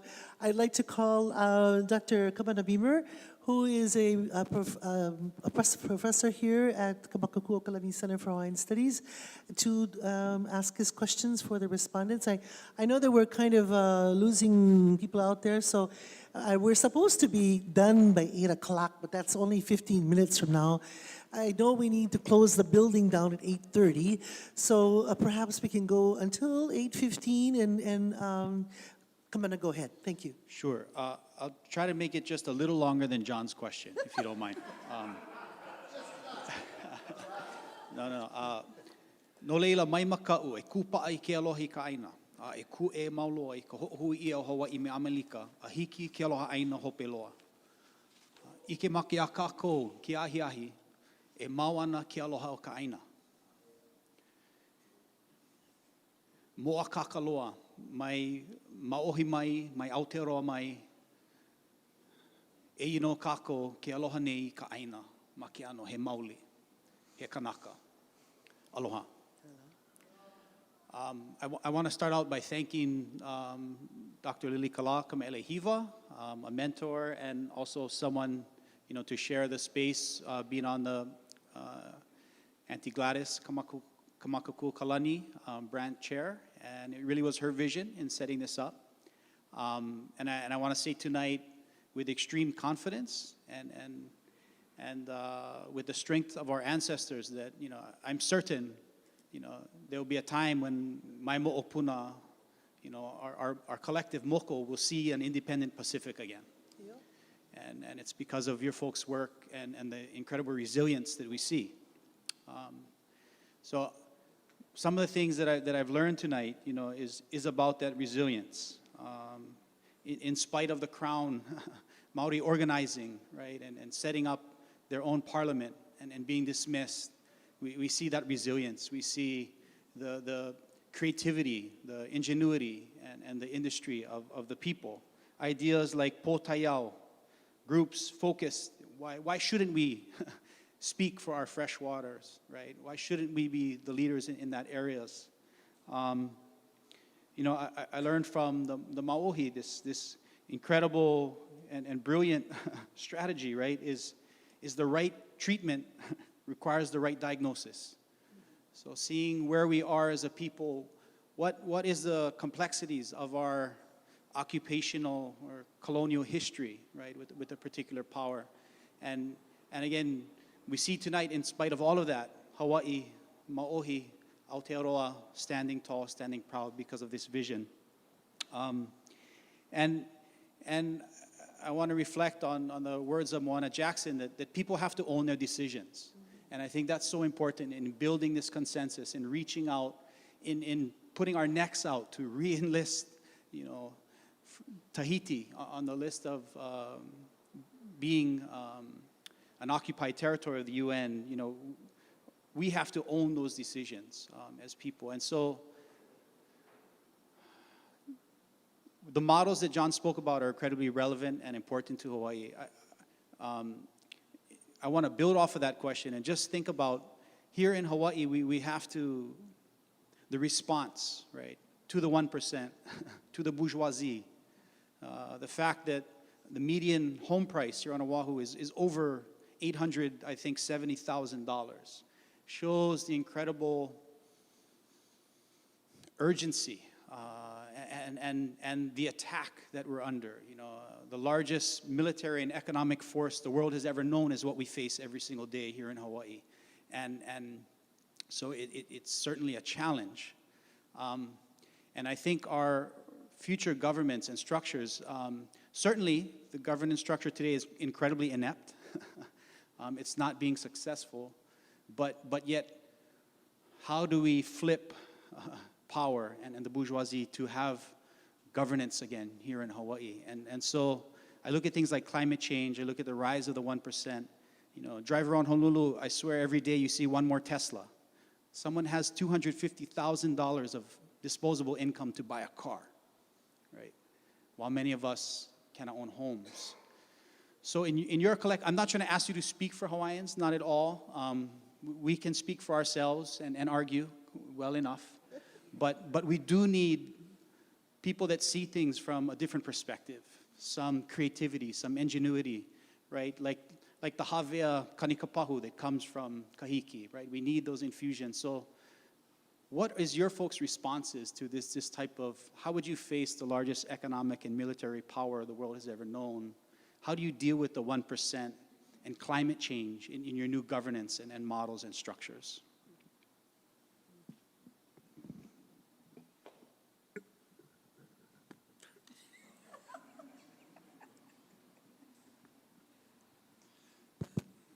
Okay.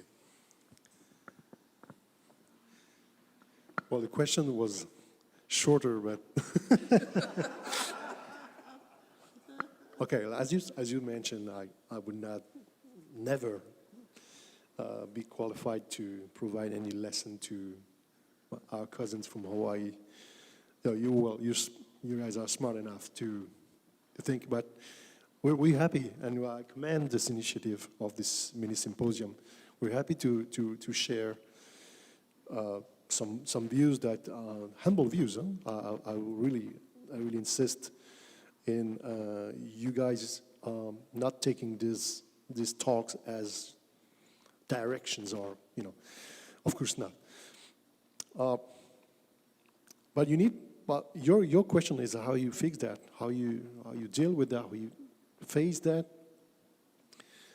I will say, what's the sickness first? Military occupation, money. So the nature of the colonial relationship is not about other issues, or it's not even about finally sovereignty. It's about how another country is making money on your own.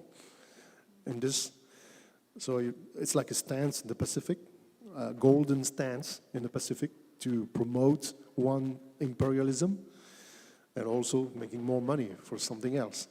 So I would say this is how I see personally the sickness or the illness. So you need to find the right treatment now. And the right treatment is, because the right treatment is first tied by something united. If this is the strongest adversary, then you cannot split yourself against it. You need to find the most accurate argument to unify the resistance. Otherwise, there will be undermining works behind the back, or arguments or disputes, which is already will end up a fight even before it started. And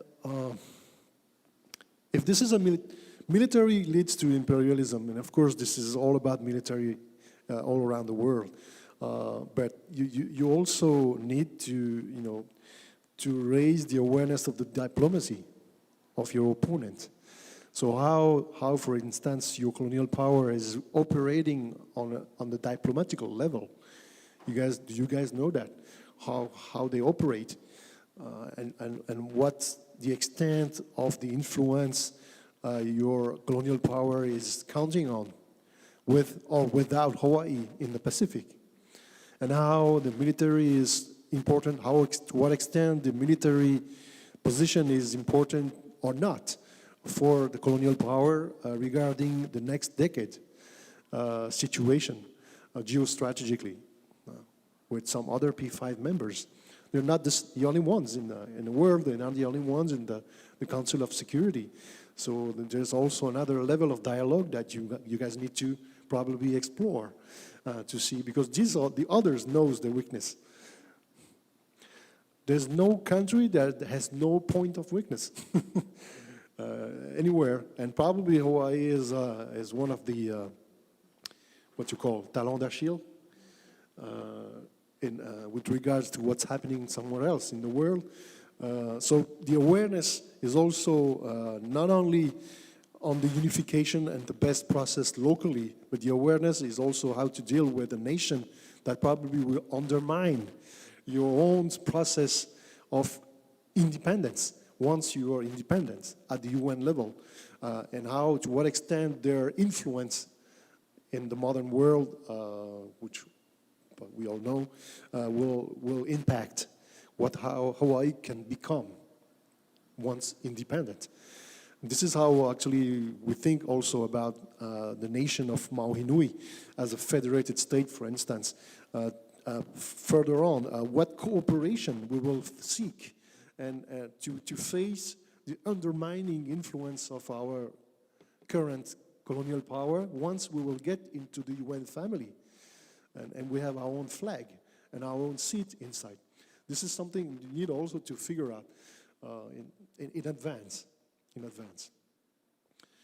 I don't think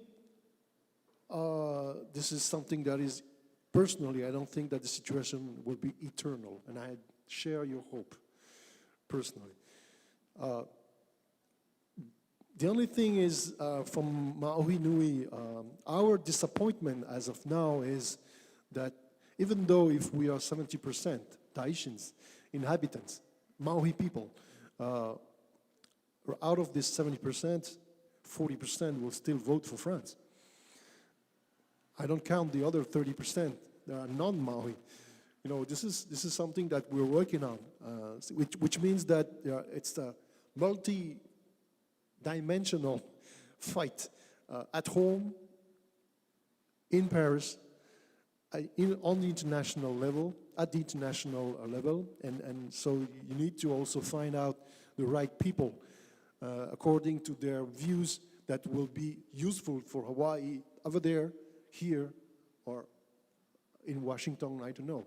So there's a clear management of forces that needs to be thought before engaging the fight.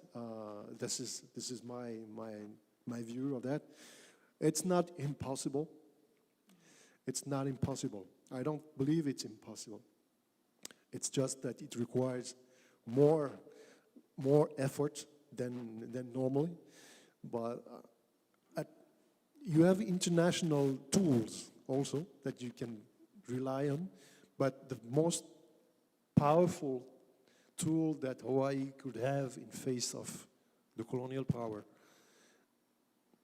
is the majority of its population voting for independence under the scrutiny of a UN body that will come here and scrutinize the operations and says, the question has been asked by Hawaiians, the response is given by the majority of Hawaiians, this is the international law, you have an inalienable right to self-determination, and you did it.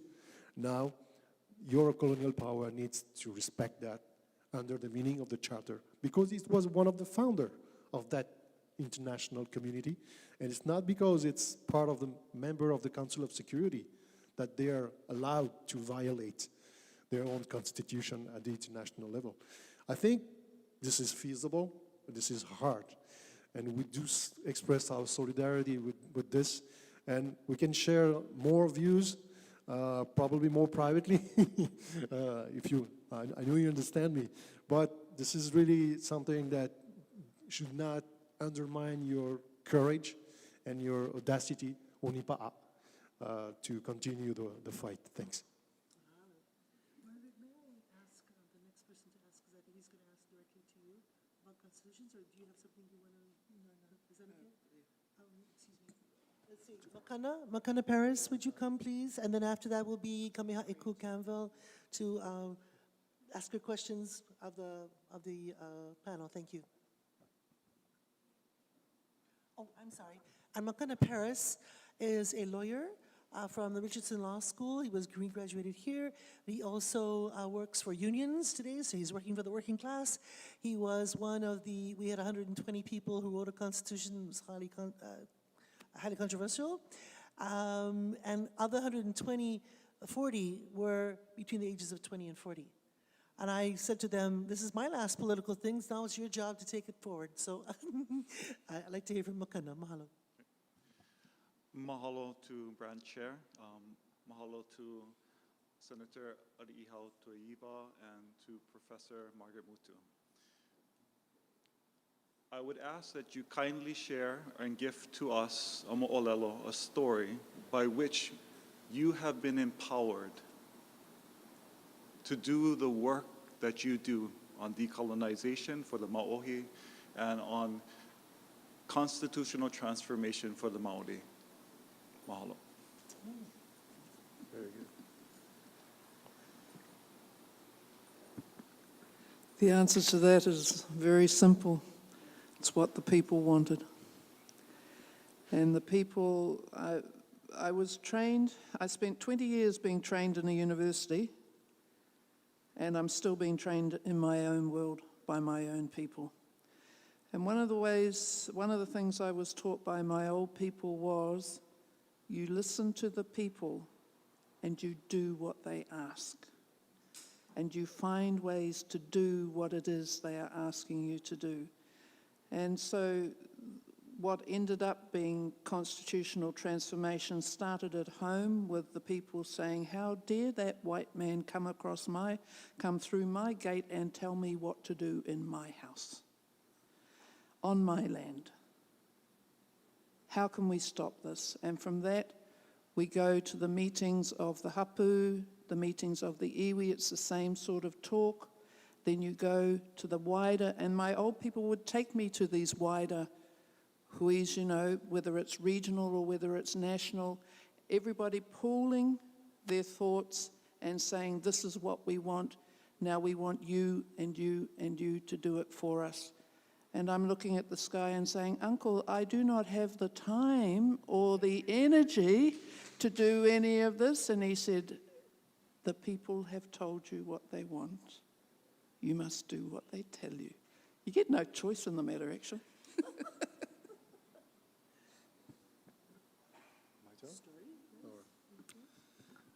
Okay, thanks for the question. Back in 2005, we have that vision that from a cultural perspective, there should be an enlightenment that will come from a sacred site called Marae Taputapuatea on the island of Raiatea, my ancestral island. And I'm related to the Marae by family. So my wife and I and a lot of colleagues, and I have legal backgrounds. I'm an attorney, actually. We decided actually to advocate for that nomination. It took us 12 years. But in the meantime, I was called by the leader of the party, Independence Party, back in 2008, to be the first youngest senator of the history of France at the age of 34. And my mind and my blood turned, because I didn't want the nomination of the World Heritage Site, of the sacred site Marae Taputapuatea, to be done by our colonial power. I wanted that site to be nominated as a Maui site. So when I was elected as senator, it was one of my requirements to my party, as far as you can have some requirement to your party, and I put 3 conditions, and one of them was to let me do my work for my marae until the end. And this is also how I knew also Dr. Lilikala until today. And that connection with Hawaii and Aotearoa led us to know some iwi there around Taupo, and we actually had a vision, also with some good friends, Voyaging Society here in Hawaii, that it's not only site that should be nominated, but the Polynesian Triangle, including the ocean, Kanaloa, and the Fe'e, representing our intangible spirit and heritage that needs to be one day protected on the upper level than only France, US, or Crown. So I got involved into the politics, even though I hated that. Really, really hated that. Because I felt I have a mission to continue and to protect that site. And then came the reinscription process of Maui Nui, and I made a promise that Maui Nui will be relisted before the nomination of Marae Taputapuatea, which happened. That Maui Nui was relisted in 2013, and the Marae Taputapuatea was nominated in Poland, Krakow, in July 2017, which means that the interest and the spirit of my ancestors were protected at the time of the nomination. That's how I've been captured into this story and this journey, and I would say that it taught me a lot about how Tahiti, or maybe other neighbors, but Tahiti felt that everything turned around Tahiti, and like we were the center of the universe. You probably have that syndrome over here, I don't know, but in Tahiti, they're the center of everything. And so, okay, so we recognize, and it's not true, because we only want family, beyond borders. I'm not feeling elsewhere when I'm arriving in Honolulu at the airport, but some guy are telling me, where are you coming from here? I'm saying, I'm Polynesian. But at the end of the day, my understanding of the sovereignty movement is not only to act for my own country, but to bring back my country into an upper family, which is the oceanic family, the Pacific family. Otherwise, there's nonsense. So there's another fight after the sovereignty of my own country, which means to put back Tahiti in its own place within the Pacific family. That's another challenge, but it has to be done. And Marae Taputapuatea spirit is still beyond, I would say, this vision. This is my mo'olelo. I thank you for that question. Hallelujah. Okay, Kame'eleihiwa, would you come and ask your questions, please? Kame'eleihiwa is a graduate of Kamakakūokalani at the BA and MA level, who's doing a PhD in Indigenous politics here at Mānoa, and who's gone to the UN, as I said earlier, I think 7 years now, and has acted as co-chair of the Pacific Caucus at the Permanent Forum on Indigenous Issues. Mahalo nui. Aloha mai kākou. Welcome to our two outstanding guests and the Gladys Brandt Chair, my mentor and kumu Lilikala. My main concern, and part of what I've tried to do every time I've gone to the UN, besides learning, is the concern for the climate and its change. So what I want to ask you, in the work that you've been doing, and it's been such wonderful mana'o that you've shared, how has your work in the places that you come from touched upon issues of climate change? We are the land and the land is us. And that is everything on the earth, our oceans, our skies. All of our places are mountains. And I am sure that you must have heard a lot of things from your people as you were doing the work that you're doing in respect to the concern about the relationship to Aina. I have observed on my own Aina on the windward side of the island that the plants that grow on the Aina are now being affected not only from the ground, but from the air as well. Things are happening to plants that never occurred before. And so I am wondering if the iwi and the hapu shared with you folks, and the ma'ohi shared their concerns, and how they translate the ho'ailona, or the significance and signs of those things that are happening in our environment and their concerns with it. I'll go ahead and sit down and listen. Again, thank you. Yeah. So that came up in another question over here. Hugely important. When we were doing the constitutional transformation hui, the people were raising this all the time because we consider ourselves, well, we call ourselves kaitiaki, which means guardians. And we are actually responsible for the well-being of Papatūānuku. And if she is unwell, if things are going wrong, then it's our responsibility to do something about it, regardless of the fact that we weren't the perpetrators of it. So huge concern throughout all Māori communities about the loss of Papa Tuanuku being who she should be. And of course she is venting her anger throughout. For us in Aotearoa, her child Ruo Moko, who is the atua of the earthquakes and volcanoes, he's been running amok because Papa Tuanuku is so angry with us. On my beach where I live, I'm losing all the sand dunes, and I've been losing those for the last 10, 15 years, which is fine because well, it's not fine, but the government stole what they call the Queen's Chain from outside my house and claimed it as theirs. Well, I said to them, you can have it now, it's under the sea, it's about 100 metres out to sea. We are losing, the sea is coming in like it is in many Pacific islands. Getting us organised to actually do something about it is what has been so very frustrating. So we're up against local governments who keep giving out consents and authorities for them to continue to devastate our lands.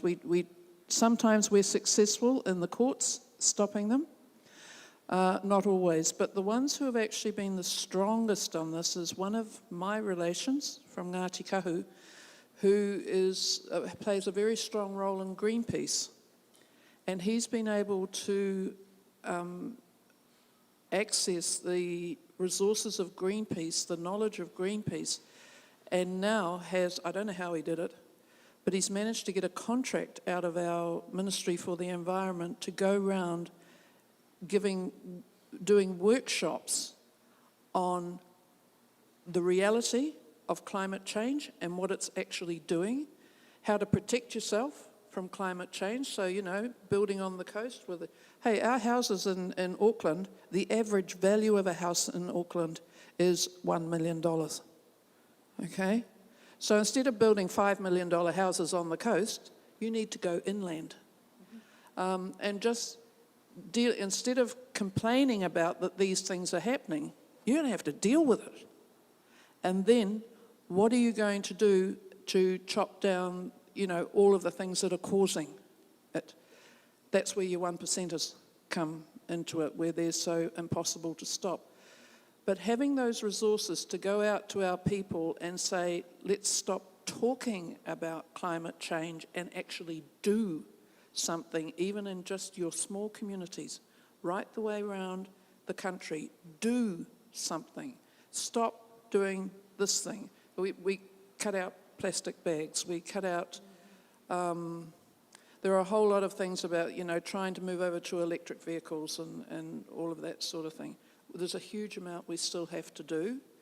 We know we're at crisis point, we know that, that's well known in New Zealand. But it is Māori who are leading it and saying this is just not acceptable because our Mother Earth, without her, we're gone. And you need to get real.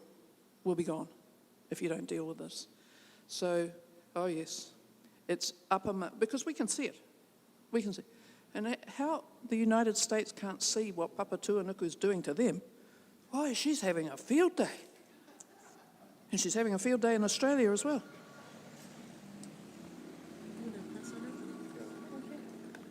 Okay, so Ari Ihau said he'd like me to take up the questions from the audience. There's an interesting long question from someone who says, this question is for Lilikala. Do you think you are wiser and have more ike or knowledge than Kawikia Oli, Kame'eleihiwa III, to create a better constitution than Kame'eleihiwa III? I mean, the constitution that he helped write. Now, that's one question. Another question in a similar vein is, do you have more knowledge to know how the land works? Do you have more knowledge of the chief's bloodlines? Do you consider yourself a more intelligent and knowledgeable ruler than Kame'eleihiwa III? And then, okay, I'm going to go through that one first because either historical and the other one is more modern. So as a professor that talks about these things, about Kawikioli, I actually wrote a book about it. Kame'eleihiwa III's constitution was the last constitution. Lota Kapua'iwa, Kame'eleihiwa V, rewrote, put out a new constitution. I think Lilikalani had a similar idea about putting out a constitution, but was not able to do so because of the overthrow. And am I wiser? Can I make better judgment? My problem with the constitutions of the kingdom is that women couldn't vote. So if you think I'm ever going to support that, yeah, I'm sorry, I will not. Now, I was a strong member of Kalahui, Hawaii for 20 years.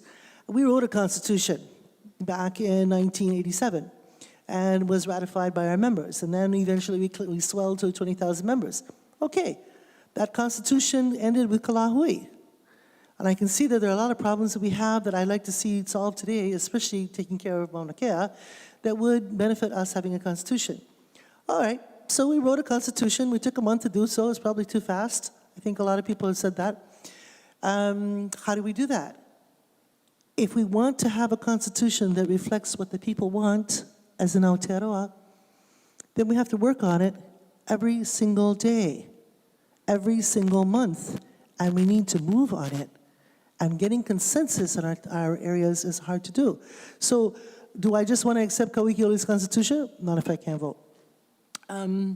Do I have more knowledge in how the land works than Kawikioli? I don't know. I know the way I was raised by my mother to take care of the land, so I don't think he worked the land himself, but I think he had some interesting ideas about land.